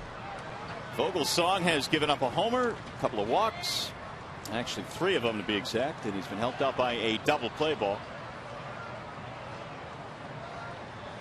First pitch lined again to right field, but this time he hooked it foul. 0-1 on Dirks, who has a strikeout, a bounce out, and now 0 for 4 in the series. 4 hits on the homestand. 3 of them homers, right? Yeah, you're right, actually. 3 of the 4 hits have left the building. There's a strike called, 0-2. When Vogelsong won his first game this year, and it was back in late April at Pittsburgh, it was his first win in the majors since 2006. Swing and a miss. Dirks goes down. That'll be 5 strikeouts now for Mr. Vogelsong. I was talking about this earlier, but his path, his career path has brought him to Japan, where he pitched for 2 different teams in Japan.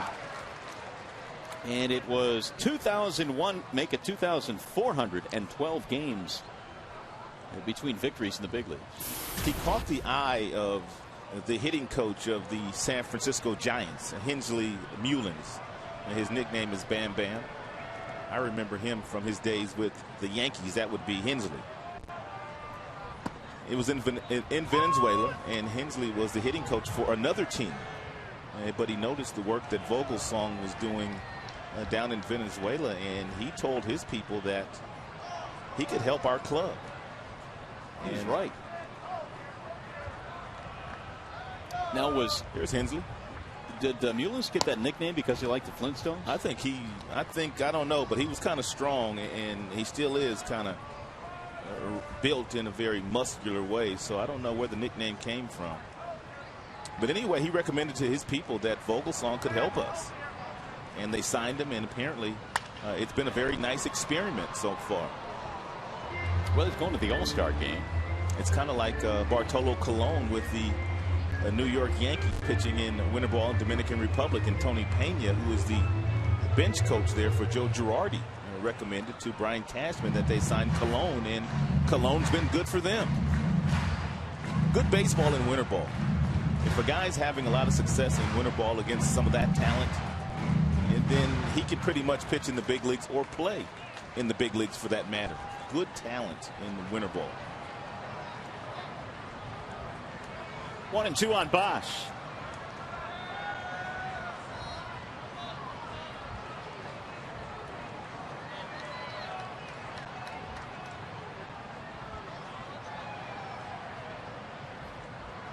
Now, there are differing levels of competition in winter ball itself, aren't there? In other words, some of the winter leagues are better than the others in terms of maybe more veteran talent. Well, the Arizona Fall League is probably the lesser of all the winter leagues, because that's usually for younger talent, and it's usually all-American players, guys that really don't want to go to Venezuela, Dominican Republic, or Puerto Rico. That's a fair ball down the line, out of the reach of Sandoval, who was diving at first. How about Boesch? He has another extra base hit. He is just sizzling hot, and that's his happy zone where Vogelsong threw that last pitch. His 22nd double of the year. It's down, it's in, and Brennan just drops the bat head on it.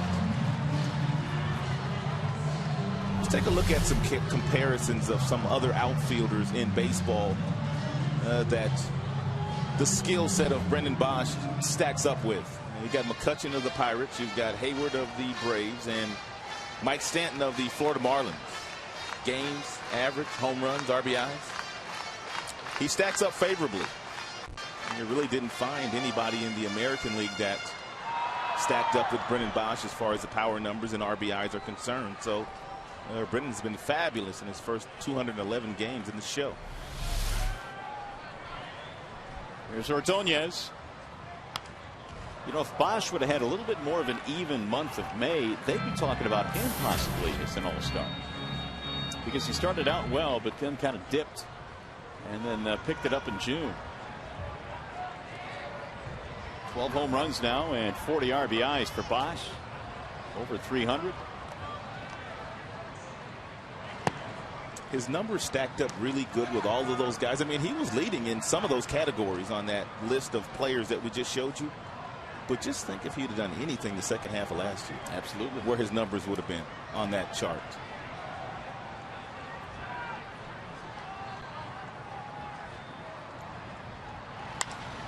High fly ball, left center field. Aaron Rowan calling off his left fielder Ross, and Maglio is out. Second out of the inning. That's going to bring up Miguel Cabrera. I was also kind of surprised that we really couldn't find anybody in the American League from an outfield standpoint that the last year and a half that's kind of gotten it done. I guess all the talent outfield wise is in the National League. Well, I guess you could throw Jackson in that group in terms of the amount of games they played, which is pretty close. No doubt. Austin, of course, it seemed like we were going back and forth through most of the first half of last year. Who would be the rookie of the year? Jackson or Boesch? And then Jackson took off, and Boesch, as we know, didn't quite have the second half.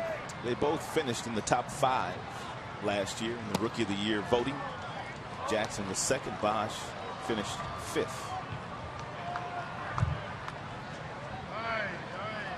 So Cabrera right now the tying run. It is 3-1 in favor of San Francisco.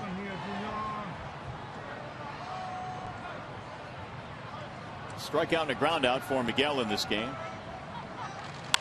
And he hits a base hit to left. Boesch coming to third. They're going to stop it. Now it gets by Ross. Boesch will come in, and he's going to score standing up. Good base running by Brennan Boesch. Initially stopped by Gene Lamont, but then quickly turned around to notice that the ball was bobbled in the outfield by Cody Ross, and then he was able to jumpstart his engine again and score. Take a look at him here. He stopped, but he turns around quickly, and he takes a look and sees the ball was mishandled. Now he's able to score. Had he not turned around and saw the bobble, then he's still standing on third base.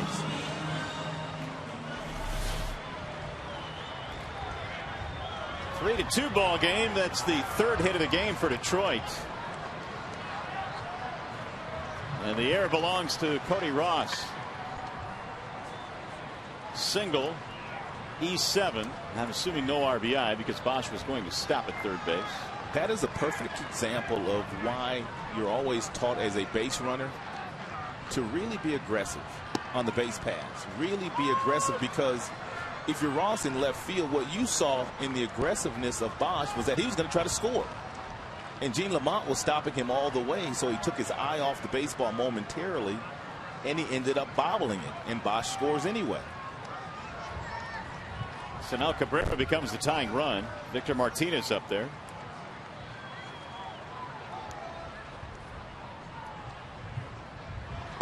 And he looks at a ball high. 1-1 on Martinez. A couple of fly balls to the center fielder Rowand in this game.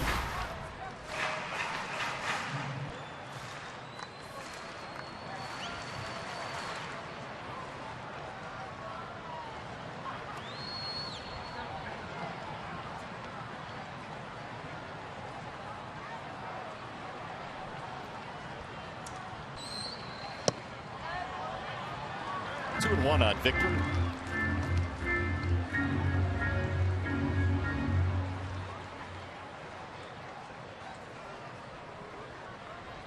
Vogelsong coming off a start in which he gave up 6 runs. His last outing, only 3 of those earned. Was cruising along until giving up a run here in the 6th.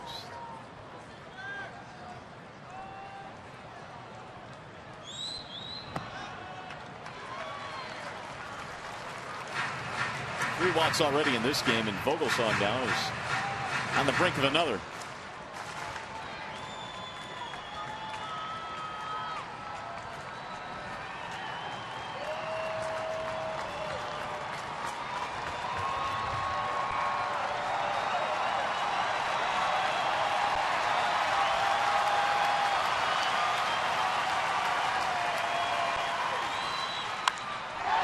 To right center field, it's down, a base hit. Cabrera headed to third. He's in there. Single for Victor Martinez. Third hit in the inning for the Tigers. For the most part, all afternoon, Vogelsong has worked Victor Martinez at the top of the strike zone, and he's gotten to pop up to center field on a couple of occasions. This time he goes to the bottom of the strike zone, and Victor was up for the challenge. That is a beautiful swing. Now don't forget, you can participate in the All-Star Final vote by going to MLB.com. The voting ends Thursday at 4 o'clock. That's July the 7th. Here are your candidates.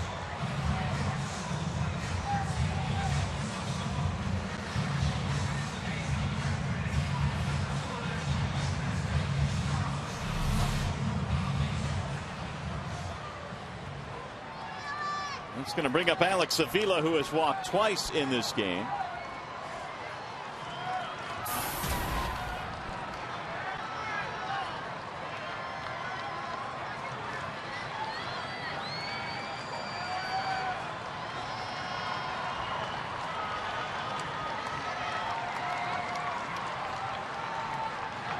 Swing and a miss.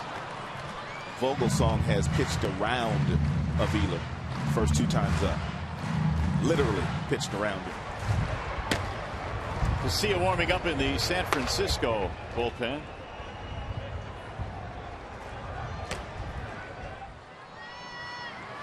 Vogelsong 93 pitches as we play here in the 6th.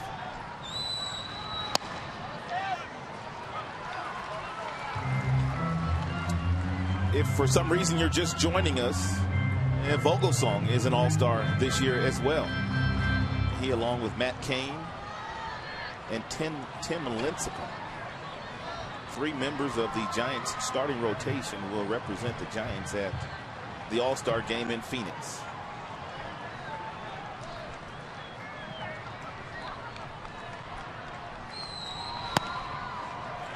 Now it's 2-1. To get a chance to go to the All-Star game is special anyway, but I'd have to think for Vogelsong, because of where he's been and the route he's had to take, him going to the All-Star game has to feel really, really special. Well, no doubt. Absolutely no doubt. He was originally drafted by the San Francisco Giants. Then his path took him to Pittsburgh, to Japan.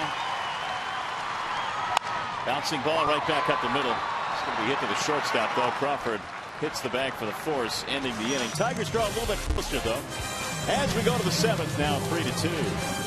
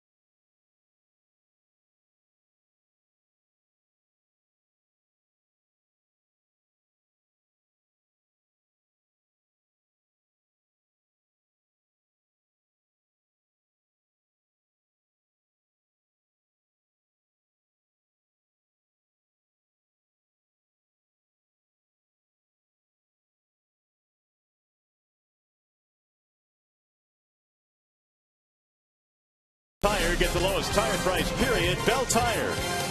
And by Nissan's National Tent Event, Big Tent, tremendous savings. Visit ChooseNissan.com or your local dealer. Now the site of Old Tiger Stadium as we pan across the Motor City to the current home of your Detroit Tigers, Comerica Park, in a 3-2 ball game.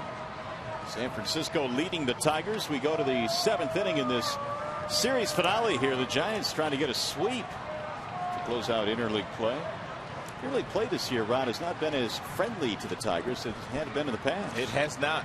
They have been challenged by all the teams they have gone up against, especially here at home. They had a tough time with the Mets. Now the Giants. Pittsburgh played well against us too. Pablo Sandoval leads it off. Doubled and scored in his last at bat.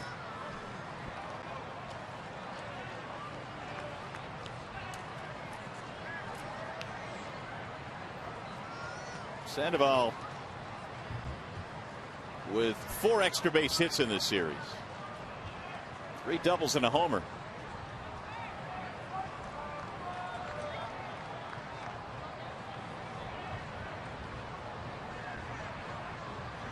Swing and a miss. And down he goes. He is upset with himself for that one. It's the second time he has struck him out on that exact same pitch. Hey fans, when the game ends, our coverage continues with Tigers Live as we bring you all the highlights, reaction, and analysis. Tigers Live from the Call Sam Studios and here at the ballpark immediately after the game on Fox Sports Detroit.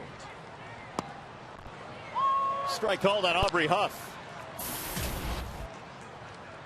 Ricky now with 6 strikeouts in this contest.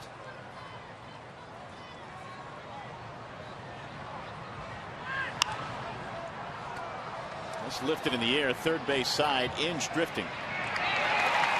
Huff is out, 2 gone.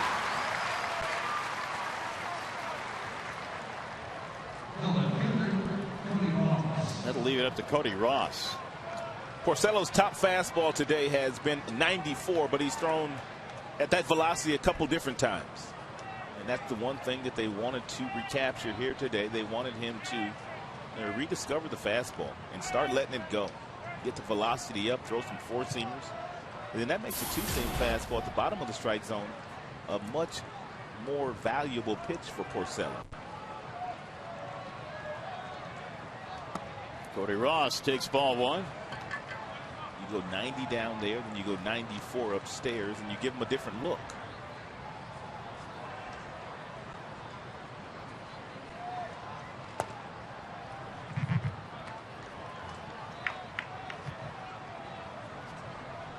So Rick now 1 shy of his season high of 7 strikeouts on April 30th against Cleveland.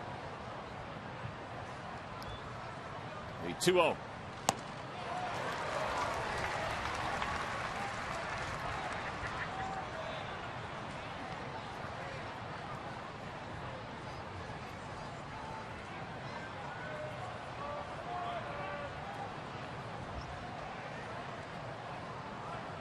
RBI single in this game for Ross. In fact, he has 2 hits.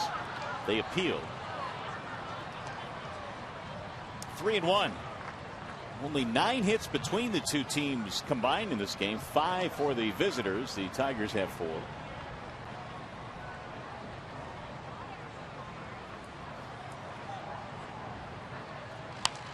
And he popped him up. Third baseman Brandon Inge calling everybody off. 1-2-3 inning for Rick Porcello. Nicely done. And the Tigers continue to trail by 1, trying to get the bats going on a gorgeous afternoon here in the Motor City. And of course, a 4th of July weekend that we hope has been happy, safe, sound for all of you and all of our Tiger fans watching around the country. And now God Bless America about to be performed. Let's listen in. God Bless America with vocalist Lori Adams. As she sings God Bless America. God bless America, land that I love, stand beside her and guide her through the night with the light from above. From the mountains to the prairies to the oceans white with foam. God bless America, my home, sweet home. God bless America, my home, sweet home.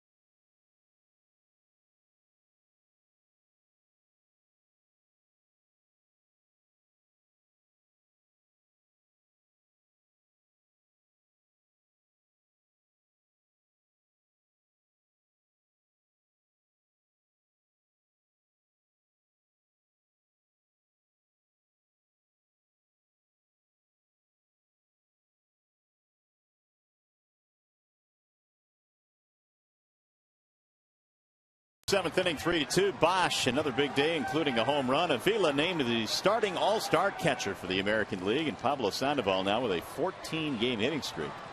With a double and run today. Tigers need a run here as we go to the bottom of the seventh. Ryan Rayburn leads it off. 96 pitches through the first 6 innings for Vogelsong. He's back out there facing the bottom 3 in the Detroit lineup. The 1-0. Fly ball, center field, right at Aaron Rowan.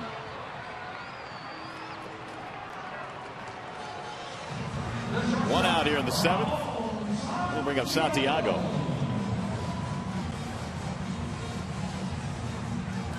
Jeremy Affeldt starting to warm up now for San Francisco.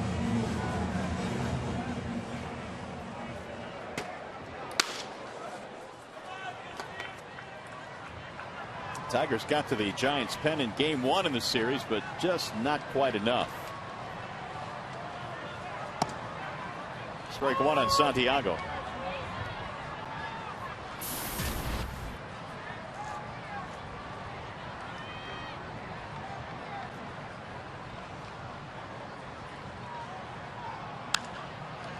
In the air, shallow left center. Cody Ross coming in. 2 quick fly ball outs for Vogelsong.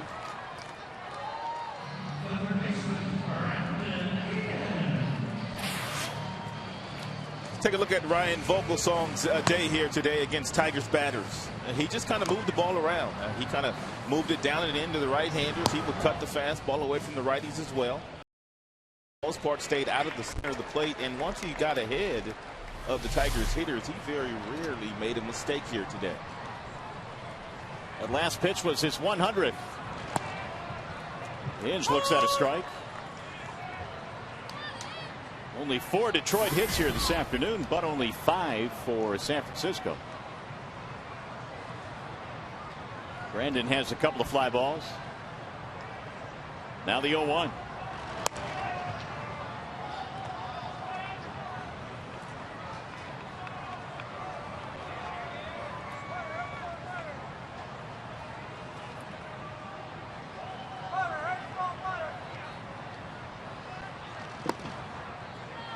2 balls, 1 strike on Brandon Inge. Tigers off to the West Coast after this one. They will fly to Los Angeles tonight. They'll meet the Angels tomorrow on the 4th of July for the start of the 3-game series at Angel Stadium. Then it's on to KC for 4. It's fouled away. 2-2 on Brandon. Road trip just got a lot longer for 4 Tigers. Going to the All-Star game. They will go to Kansas City and then go right back to Arizona. Verlander, Valverde, Avila.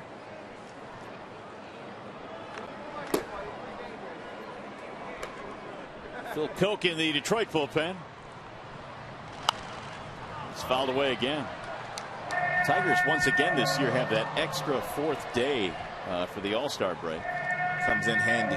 And then they open up at home to start the second half. So that comes in handy as well. Last couple of years we opened up on the road, didn't we? Yeah, and I think that kind of took that 4th day away because that's a travel day.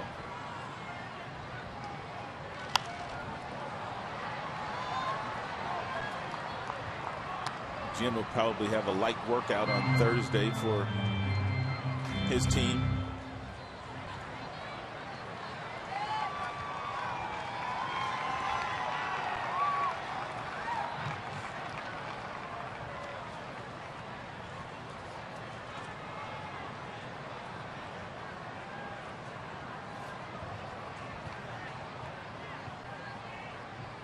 Two and two.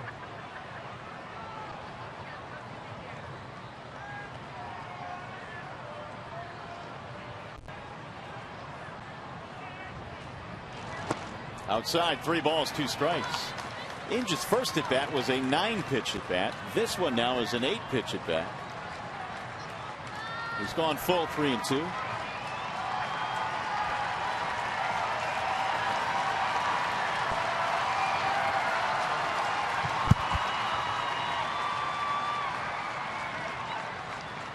And here it is. Oh, look out. Up and in. It's a 2-out walk to Brandon Inge. Little chin music there. And that's going to be it for Vogelsong. It didn't take long. Bochy said, okay, that's enough. Jumped out of the dugout. So they will go to their bullpen. Jeremy Outfield coming in to face Andy Dirks, or at least he's scheduled. Wallside Windows pitching change.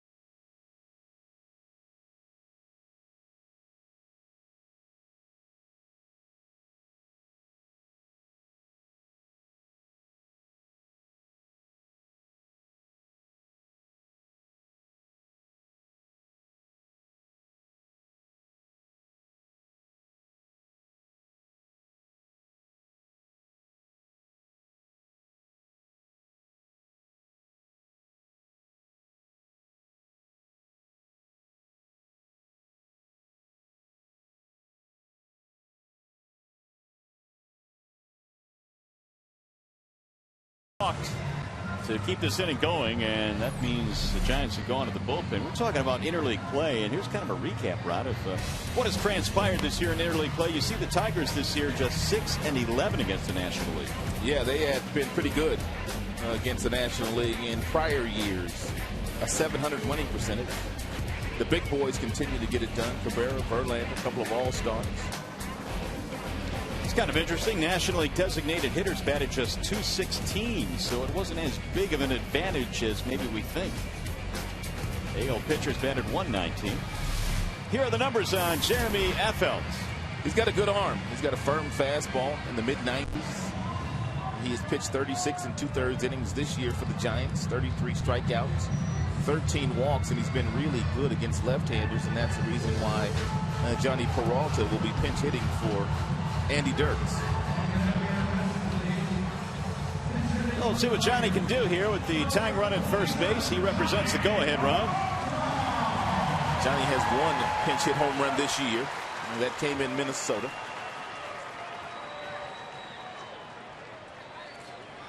A 2-run homer. Another one would be pretty good right here. Dirks was 0 for 3 before departing, and now Peralta takes inside. It'll roll away. Move the runner up. Wild pitch.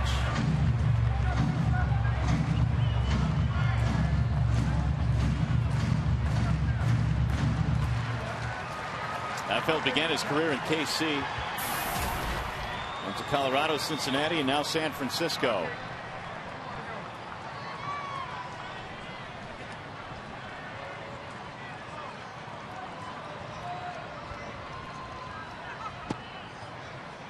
One and one. If Brennan Boesch wasn't so good at hitting left-handed pitching, I'm sure that Bruce Bochy might entertain the thought of putting Peralta on, although that would represent the winning run. Those numbers kind of back up that point.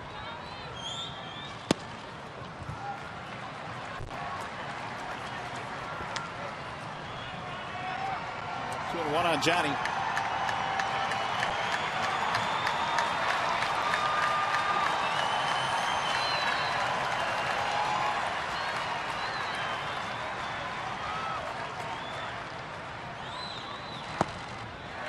Three balls and one strike.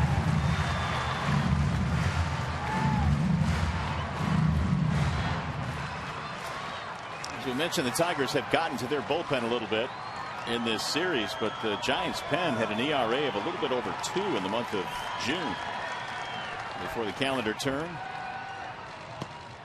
There's a strike called, 3-2 on Peralta. Jeremy has had a difficult time of locating his fastball, but the 2 strikes he has thrown to Peralta have been that curveball.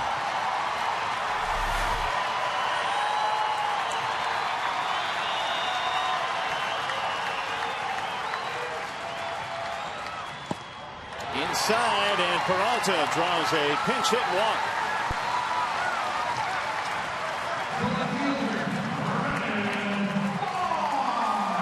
That'll bring up Boesch.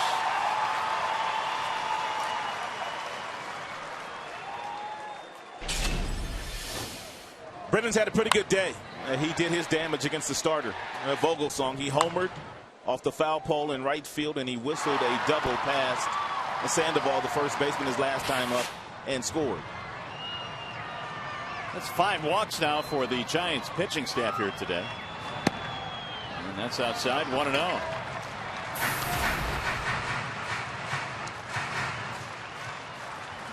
Rally started with a 2-out walk to Brandon. Peralta has just walked.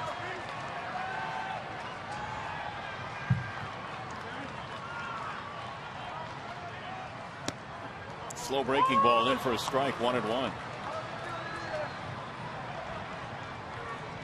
Bosch's home run was his 12th of the year, his 40th RBI, and now a 9-game hitting streak. 2 big runners on right now, Inge and Peralta.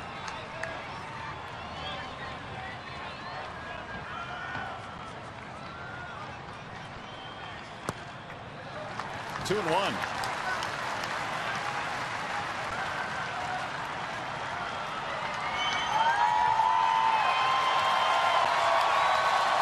Crowd's starting to get into it now. Almost 32,000 fans here today. They lined up this homestand. And a ground ball to third. Tejada has it. His throw is dropped at first base. Sandoval could not scoop it, and the inning is still alive. Tigers caught a break there, and so did the San Francisco Giants, because the way that Sandoval swiped at that ball, it could have very easily gotten right past him, and of course, Inge would have scored.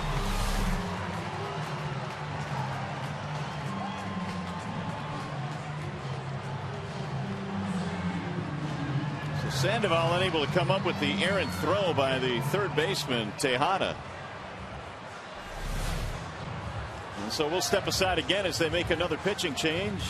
Afeld is out, Casilla is in, and we'll be back.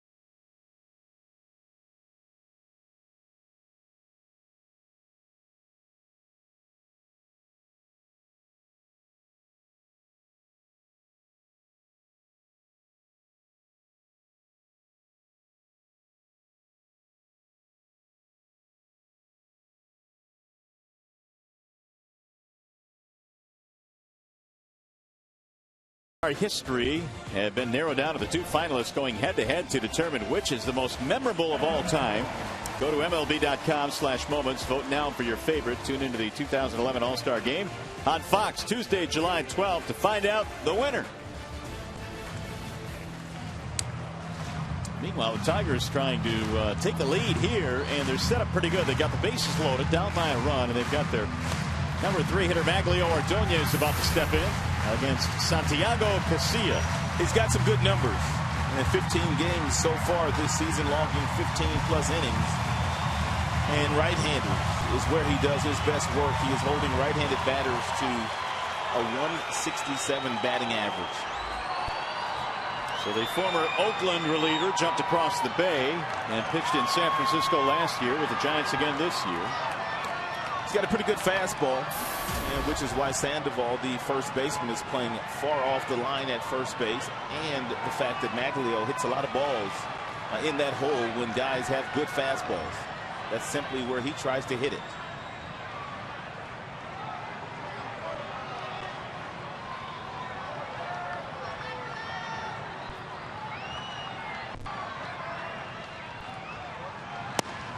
First pitch inside, 1-0. Got some power arms coming out of that bullpen. They can pitch. They can really pitch.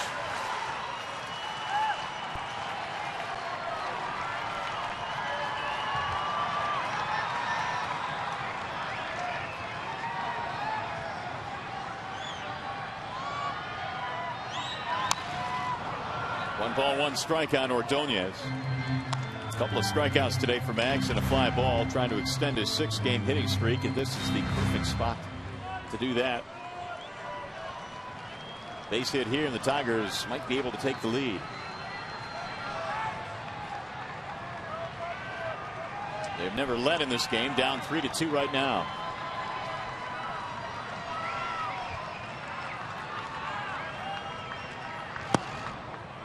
Missed it inside. 2-1. Riley started with an inch walk. He's at third base right now. Peralta walked in a pinch hitting role. And Boesch reaching on the air. Giants have committed 3 errors in this game. Trying to help out Rick Porcello. And a ground ball, base hit up the middle.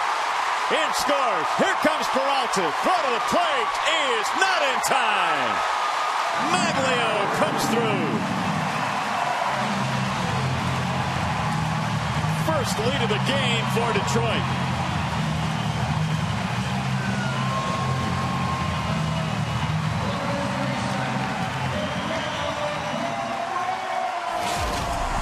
Casilla tried to attack Ordonez on the inner third of the plate because he knows that Maglio likes to hit the ball the opposite way.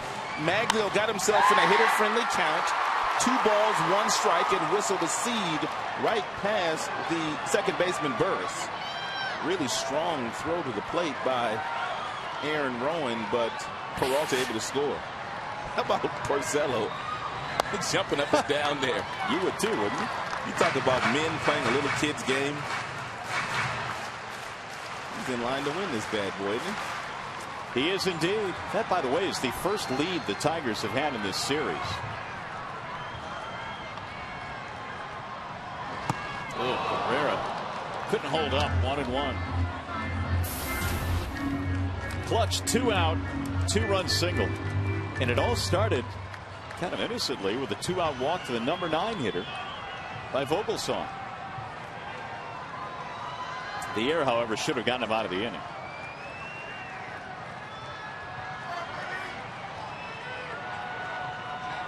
Now the 1-1. Yes, he went. And Cabrera has some words now for Manny Gonzalez.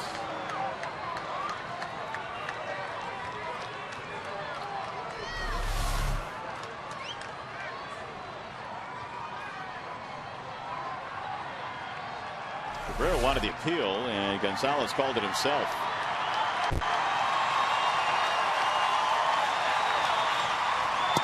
Inside. If he decides to go back away with a breaking ball against Cabrera, he better get it down, because if he leaves it up, Cabrera will hit it hard somewhere.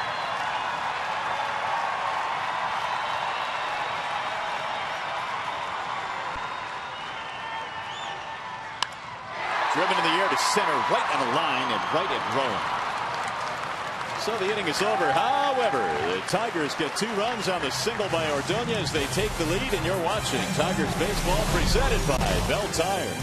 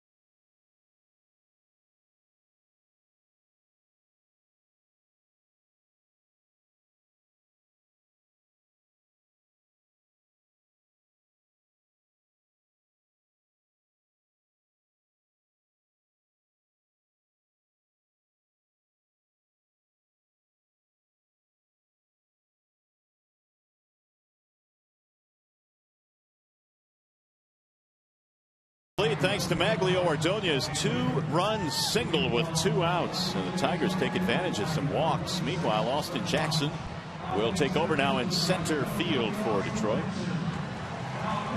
Ryan Rayburn, meanwhile, moves to left field. And Boesch goes to right. And Santiago goes to second. Wait a minute, we're not done. Johnny Peralta is the new shortstop. Still not done. New pitcher is Joaquin Benoit.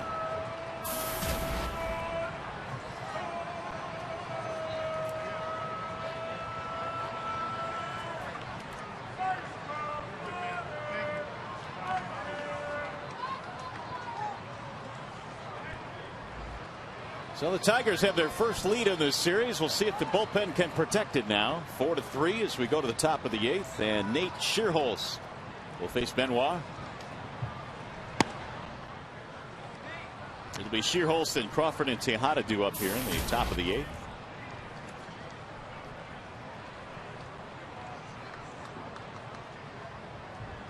So Porcello goes 7. And a chance to win this one. There's a strike 1-1.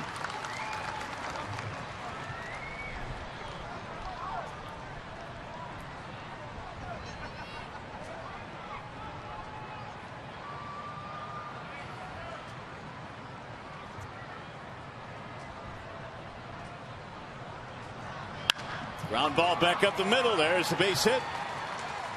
Shearholz has his second hit of the game. Tying runners on for San Francisco.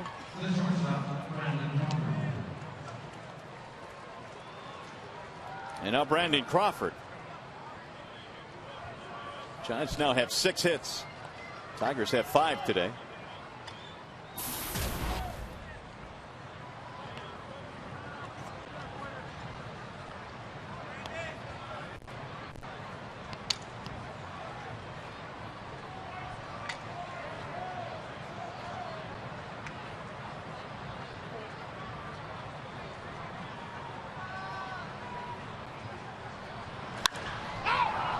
Skied in the air to center field.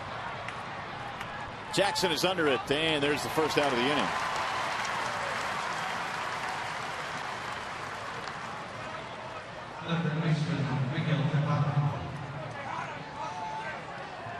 Now Miguel Tejada.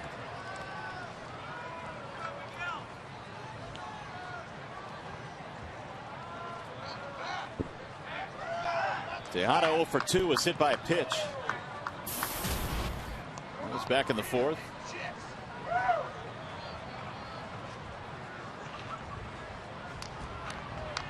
Porcello today hit 3 Giants batters. Ball 1. Tejada is 3 for 15 in his career against Benoit with 1 strikeout. Good for a 200 batting average.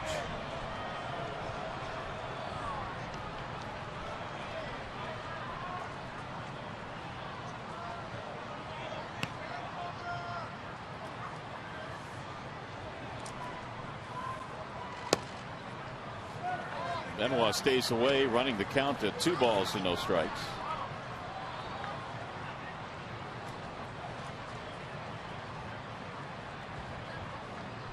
Seven double plays hit into this season by Tejada.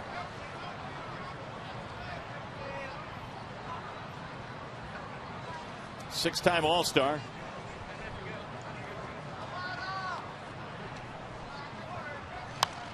And that one's fouled straight back.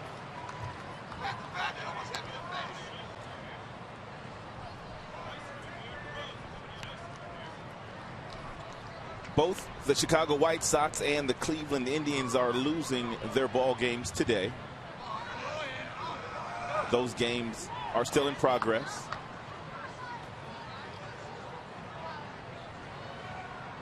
White Sox down 3-0 to the Cubs. They're in the 5th inning, and Cleveland's put together a little bit of a comeback. They are now down 7-5 to Cincinnati.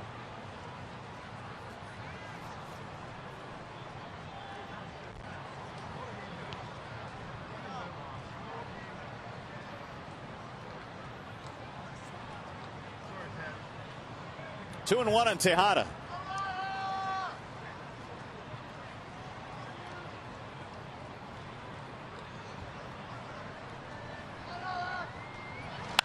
Bouncing ball right side, base hit. They found a hole the other way, and now 2 men are on. A couple of singles here for the Giants in the 8th.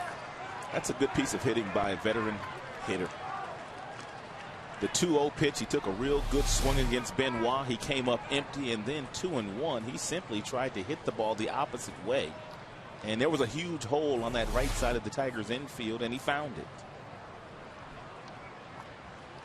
So the veteran Pat Burrell will bat for the catcher Stewart. Pinch hitter here in the 8th. Burrell's hit 7 home runs this year.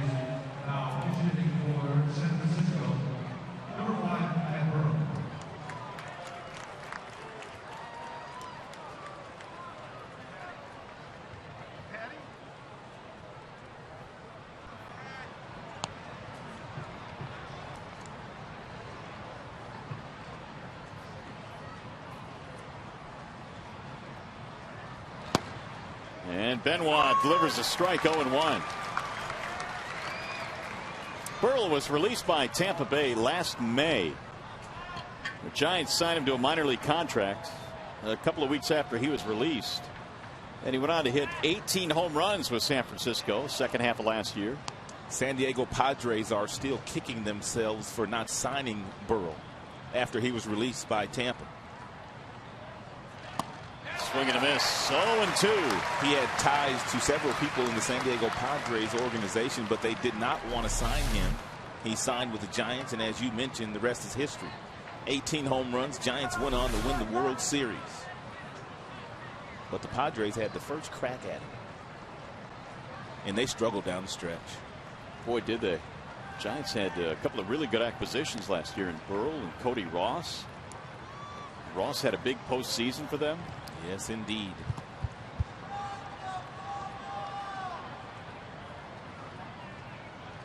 Here's the 0-2. Swing and a miss, and Burrell goes down on 3 pitches. First strikeout for Benoit. Hey fans, you can follow the Tigers with the MLB.com at Bat11 app for your iPhone, iPad, Android, or BlackBerry. Get live audio pitch-by-pitch tracking, video highlights, and more. Text at BAT to 31826 or visit Tigers.com. So now it's going to be Aaron Rowand with 2 men on and 2 men out.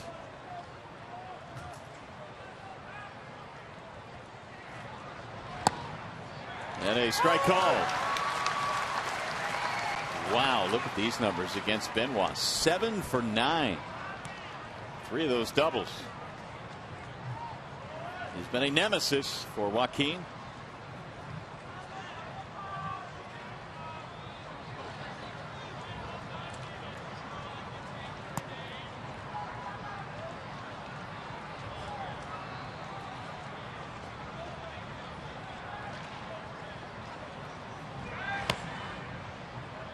One and 1 the count.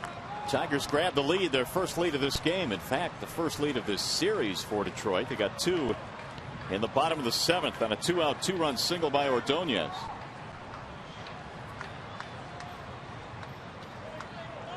Giants today just 1 for 7 with men in scoring position.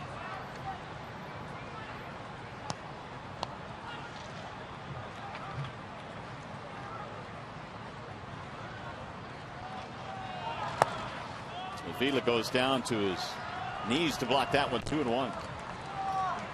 Rowand has doubled. He's been hit by a pitch. He's reached on an error.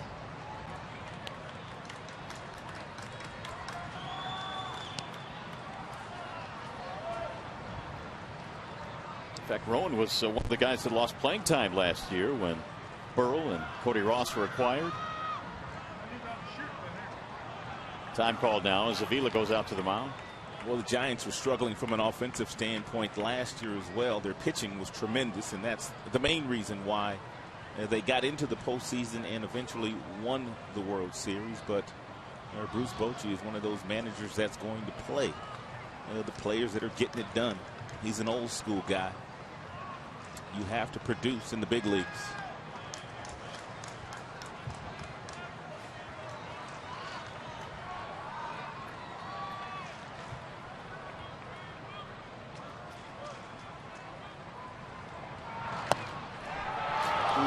Close. 3-1 on Aaron Rowand.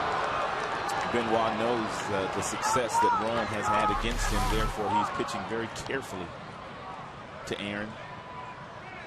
Every single pitch he has thrown him has been away.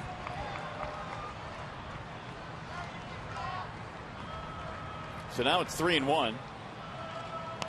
Tying run at second. Go ahead run at first.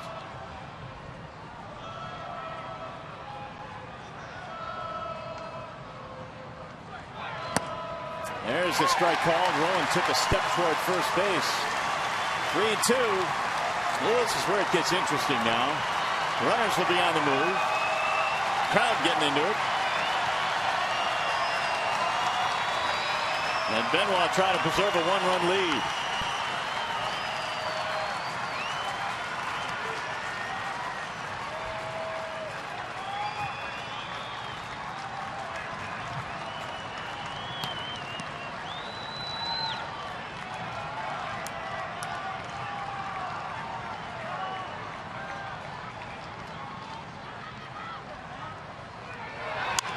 Driven toward left center field. This one might be trouble. Diving attempt and catch. He caught it.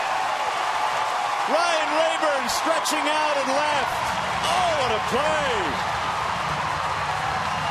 A game-saving play by Ryan Rayburn. Third base umpire Larry Van Erber goes out, says show me the ball, and he did. And the crowd is going bananas. Wow. Awesome play.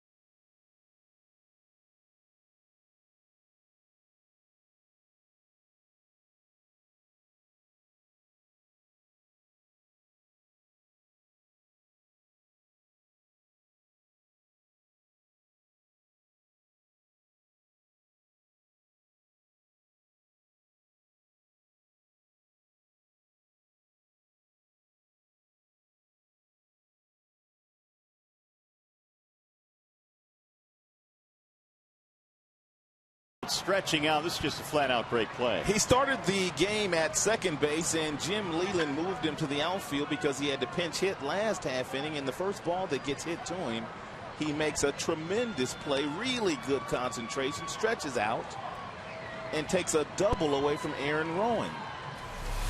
And probably the lead for San Francisco. So the Tigers now can build on their lead. It's still 4-3 as Victor Martinez leads off the bottom of the 8th.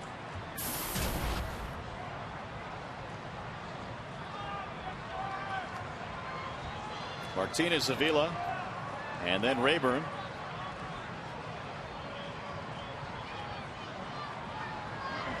Bouncing ball hit to the right side.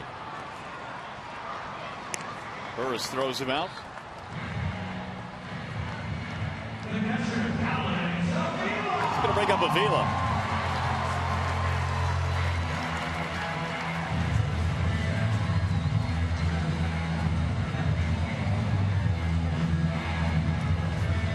Alex today has walked a couple of times. He has also hit into a force. I think opposing teams in the American League are going to start to treat Avila the way that Ryan Vogelsong, the starter for the Giants, did today. And that's simply not really give him a whole lot to hit down at the bottom of that Tigers batting order, especially when he's batting 8th.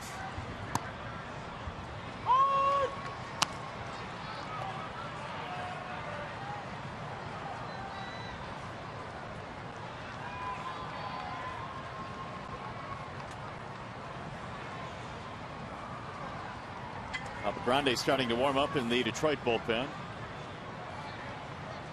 With a potential save situation. 1 ball and 1 strike. So I guess you could say defense has played a huge part in this game. The Giants have not been able to play a sound defensive game. They've committed 3 errors, including a huge one, which kept that 7th inning going. The inning in which the Tigers took the lead. And Rayburn's great defensive play saves the lead. 1-2 on Avila.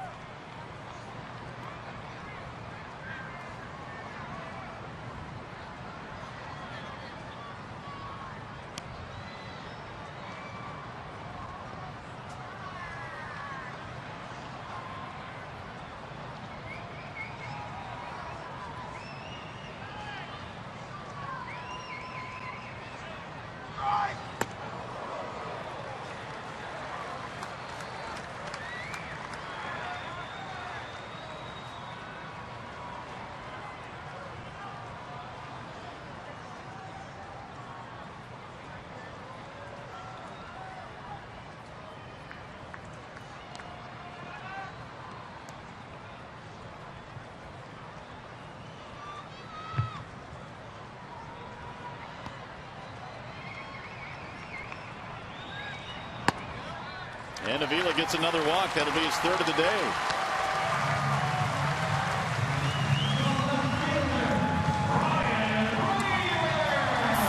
Hey, Tigers fans, it's easier than ever to find the seats you want or to sell the tickets to the games you can't make on StubHub, the official fan-to-fan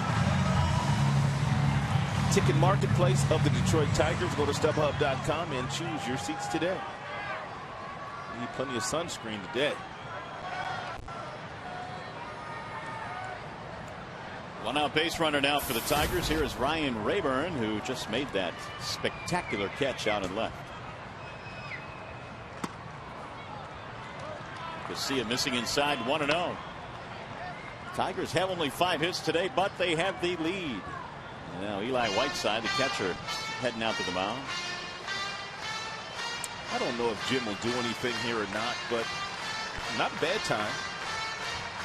Put a runner in motion. Force Rayburn in the swing in the bat. Good count. Only 1 out.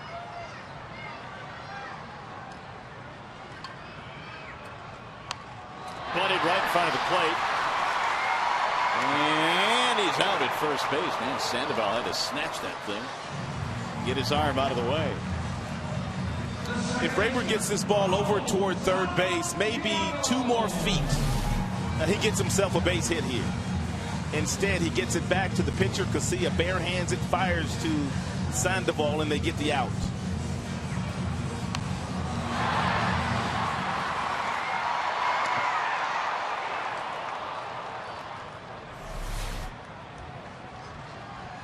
So there are 2 gone with an insurance run standing at 2nd base right now. And Santiago trying to drive him in.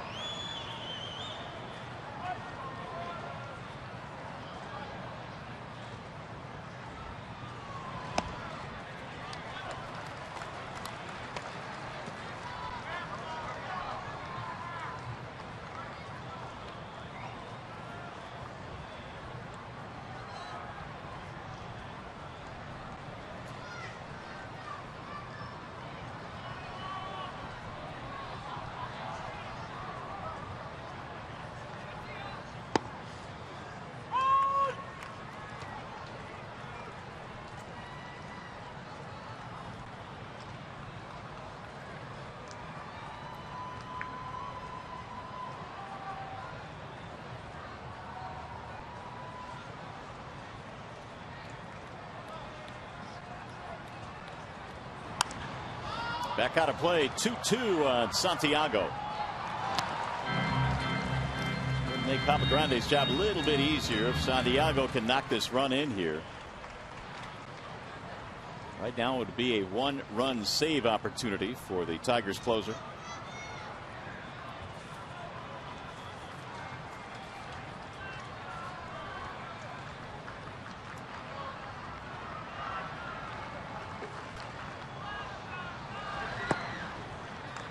Three and two.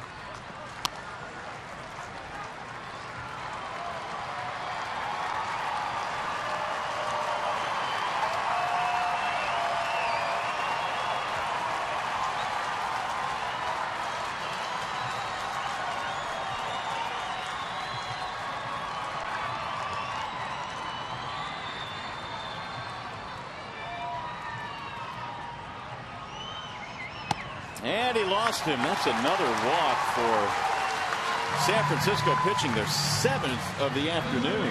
Well, in case you stepped away and you missed it, the Tigers were able to take the lead in the 7th. A big walk by Brandon Inge and followed by a huge error by Tejada. The third baseman, Sandoval, couldn't help him on the other side. And with the bases full, Maglio comes up huge in a 2-1 count.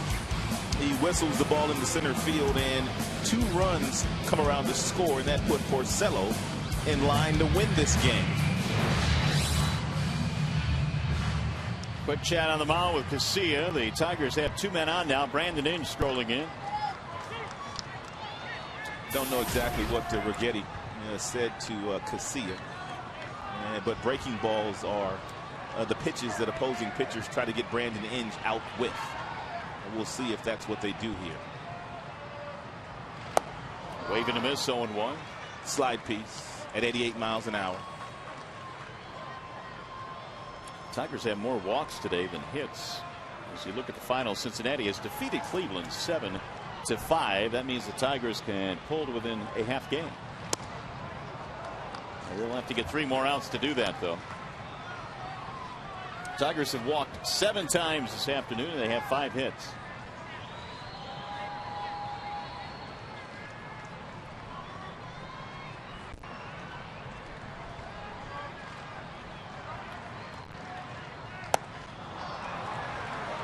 One and 2. To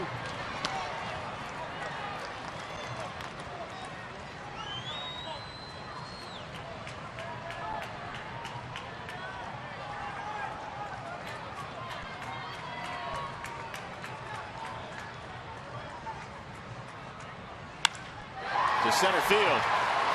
Rowan down the run, not going to get it. He's going to get 2 runs in. Inge hits the bag at second. He's going to try for 3. And he's in there with a triple. Huge hit for Brandon Inge. 6-3 Tigers.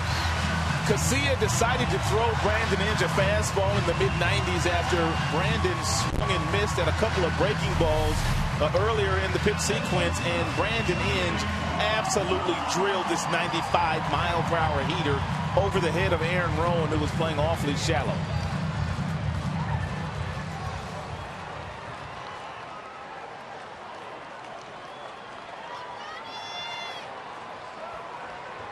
Six runs on 6 hits for the Tigers.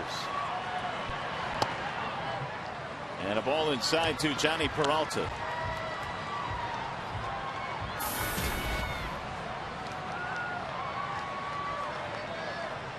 Johnny had a pinch hit walk in the 7th inning. That set up the Ordonez 2-run single to give the Tigers their first lead.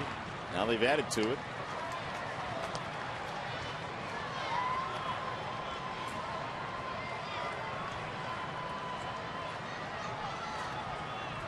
The last 4 Tigers that have walked have come around to score.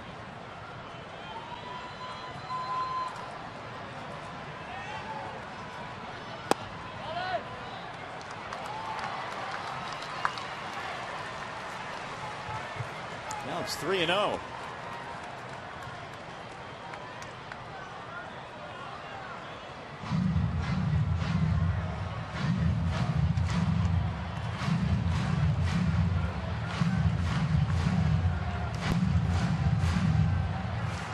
Tigers have been out hit by 1, but they lead by 3. In fact, Detroit has gotten 5 of their 6 runs in the last 3 innings in this game.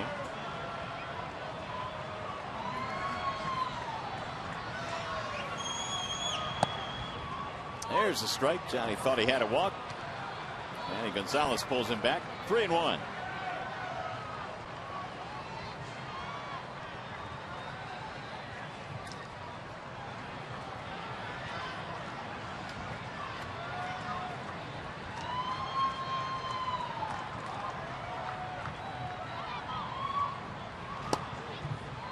Green 2.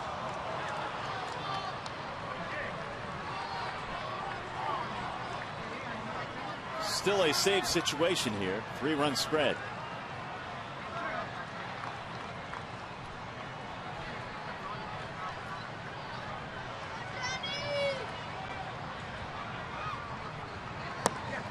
And he walked him.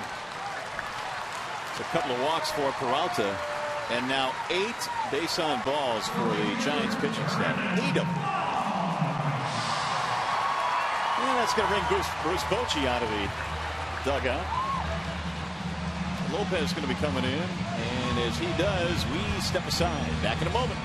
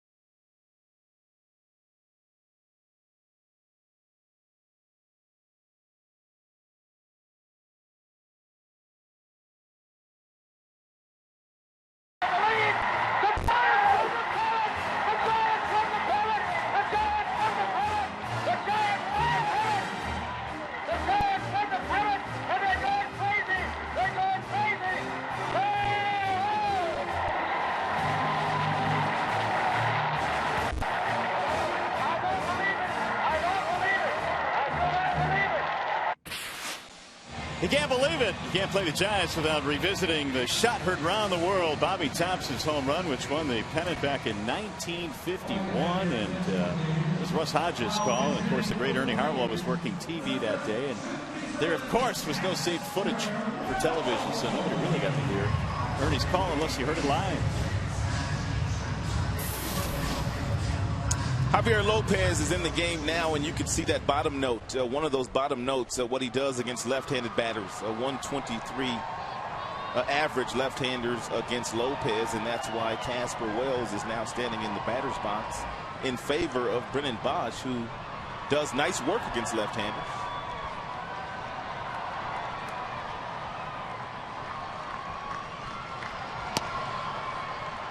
Strike one on Casper. Pinch hitting for Boesch. Tigers lead 6-3 here in the 8th.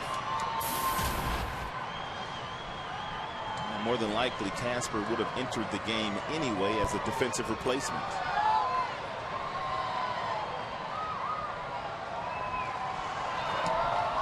Ooh, down he goes. There's a Tiger that's hit today. 3 Giants have been hit, dropping like flies.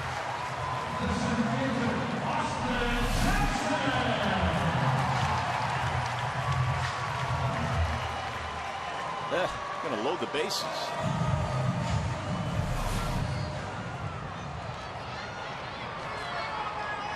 And it's going to bring up Austin Jackson.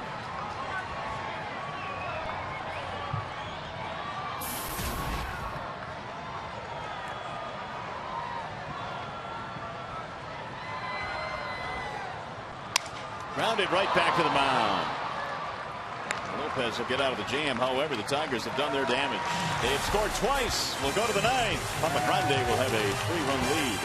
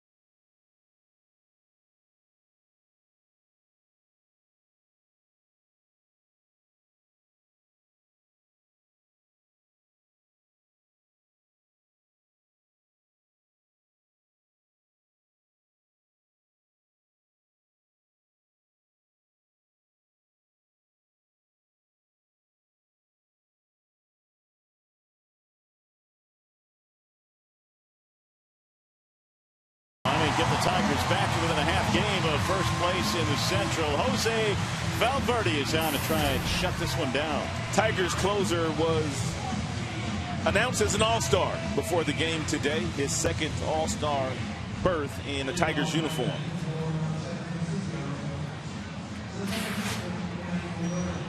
Here are the other selections to this year's all-star game out in Arizona. Avila will be the starter behind the plate. Verlander going to his fourth. Third for Papa Grande, and the big fella. He is going for the 6th time. And don't forget, you can vote Victor Martinez in as an all-star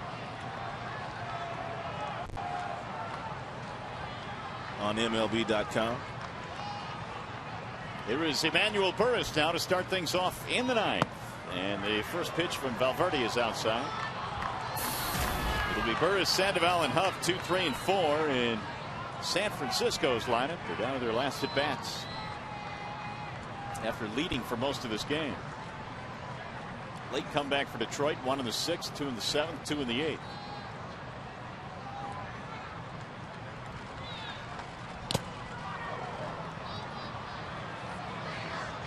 Two and 0.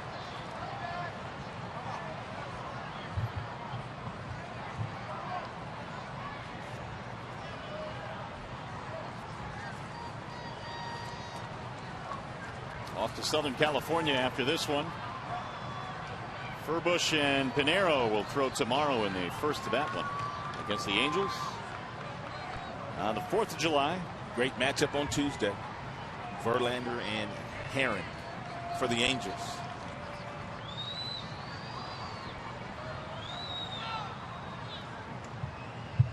And the 2-0. It's high. 3 balls and no strikes. Herron make the All-Star team? I do not think so. Stand by. I've got it right here. Weaver did. Howie Kendrick did, their second baseman. Nope, he didn't. That's it. Weaver and Kendrick. Yep. Weaver and Kendrick. 3-0 meanwhile on Burris.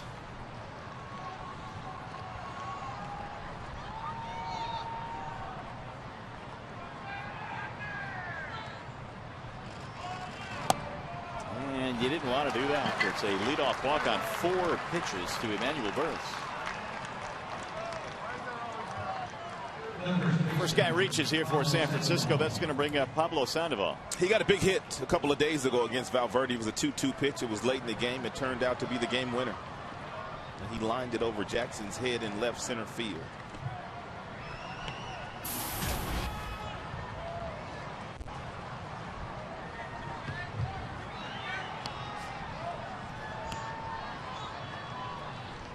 Giants already in this game have left 10 men on base.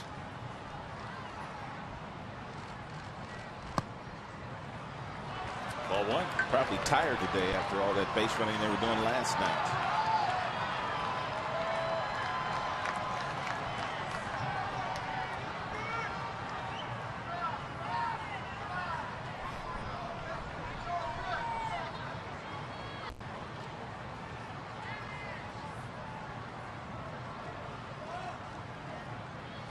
Runner going. And there's a strike on Sandoval, uncontested. Burris gets to second base. And now Avila will talk to Valverde and tell him exactly which sign that they will use with the runner on second base.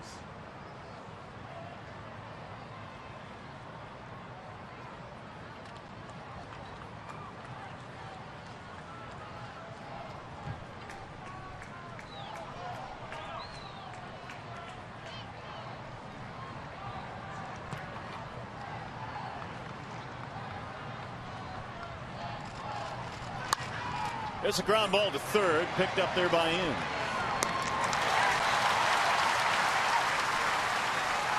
First out of the 9th inning. Runner holds at second base. That'll bring up Aubrey Huff. Huff being utilized as the DH here today for the Giants. He won a Silver Slugger with the Orioles as a DH.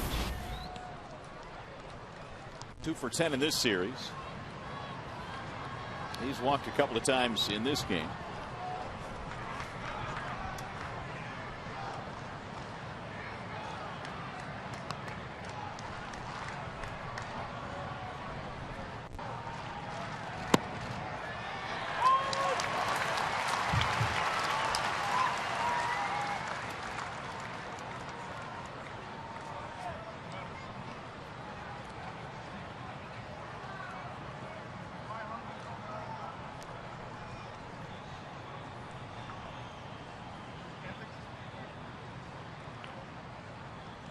Here's the 0-1.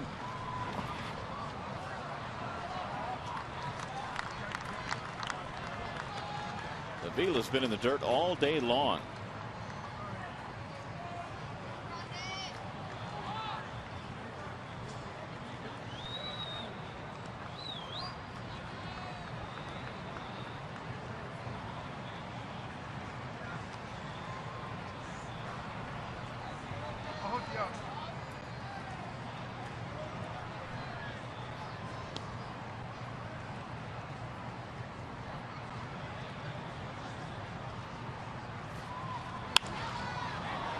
Toward left field, and that will drop in, base hit.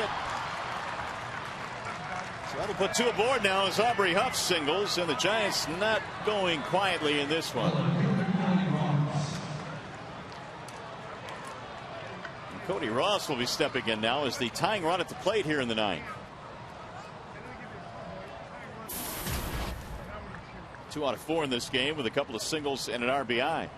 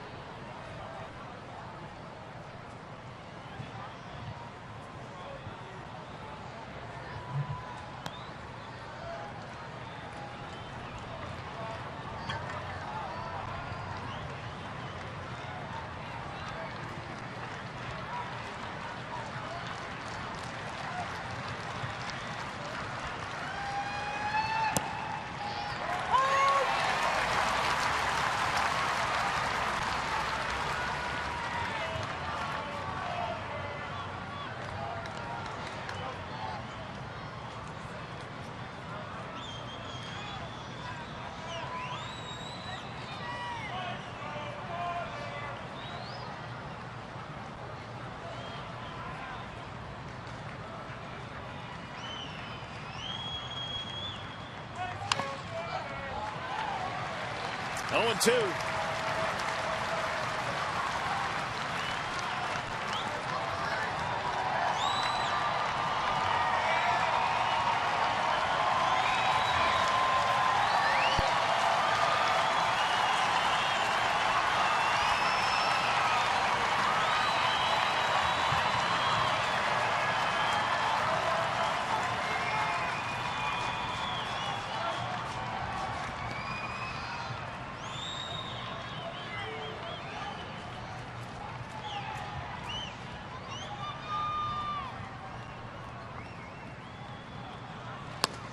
Just off the plate outside. 1-2 on Ross.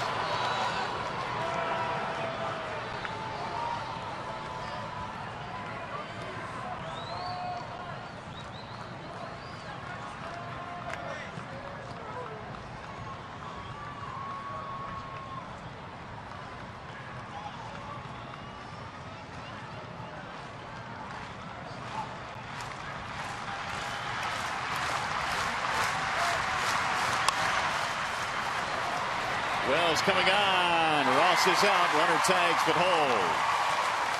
2 gone.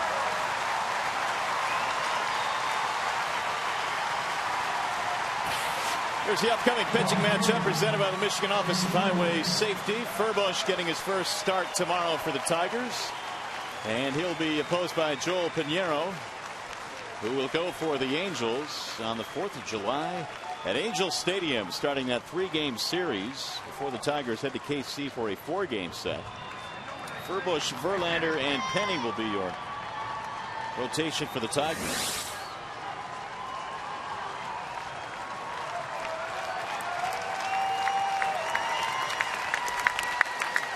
$31,904 in attendance for this one, looking for the final out. Nate Shearholz.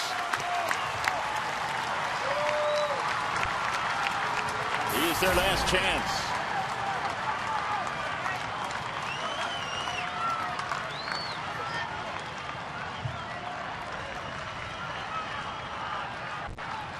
Runner breaks to second. He'll go in uncontested. There's a strike call. 0-1 on Shearholz.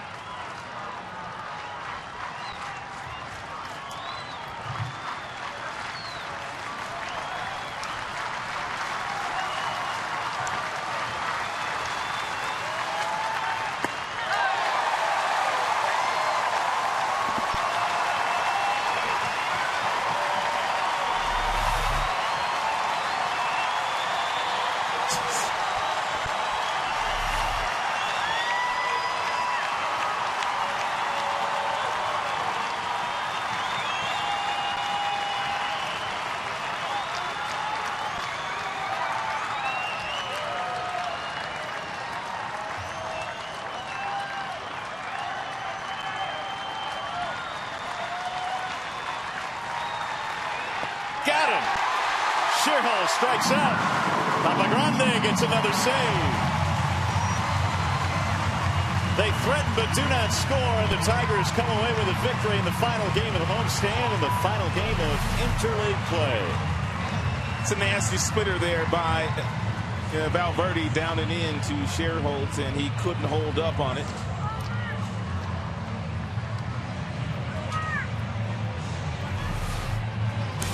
So the Tigers win the finale here 6-3. We'll have a whole lot more from Comerica Park coming up.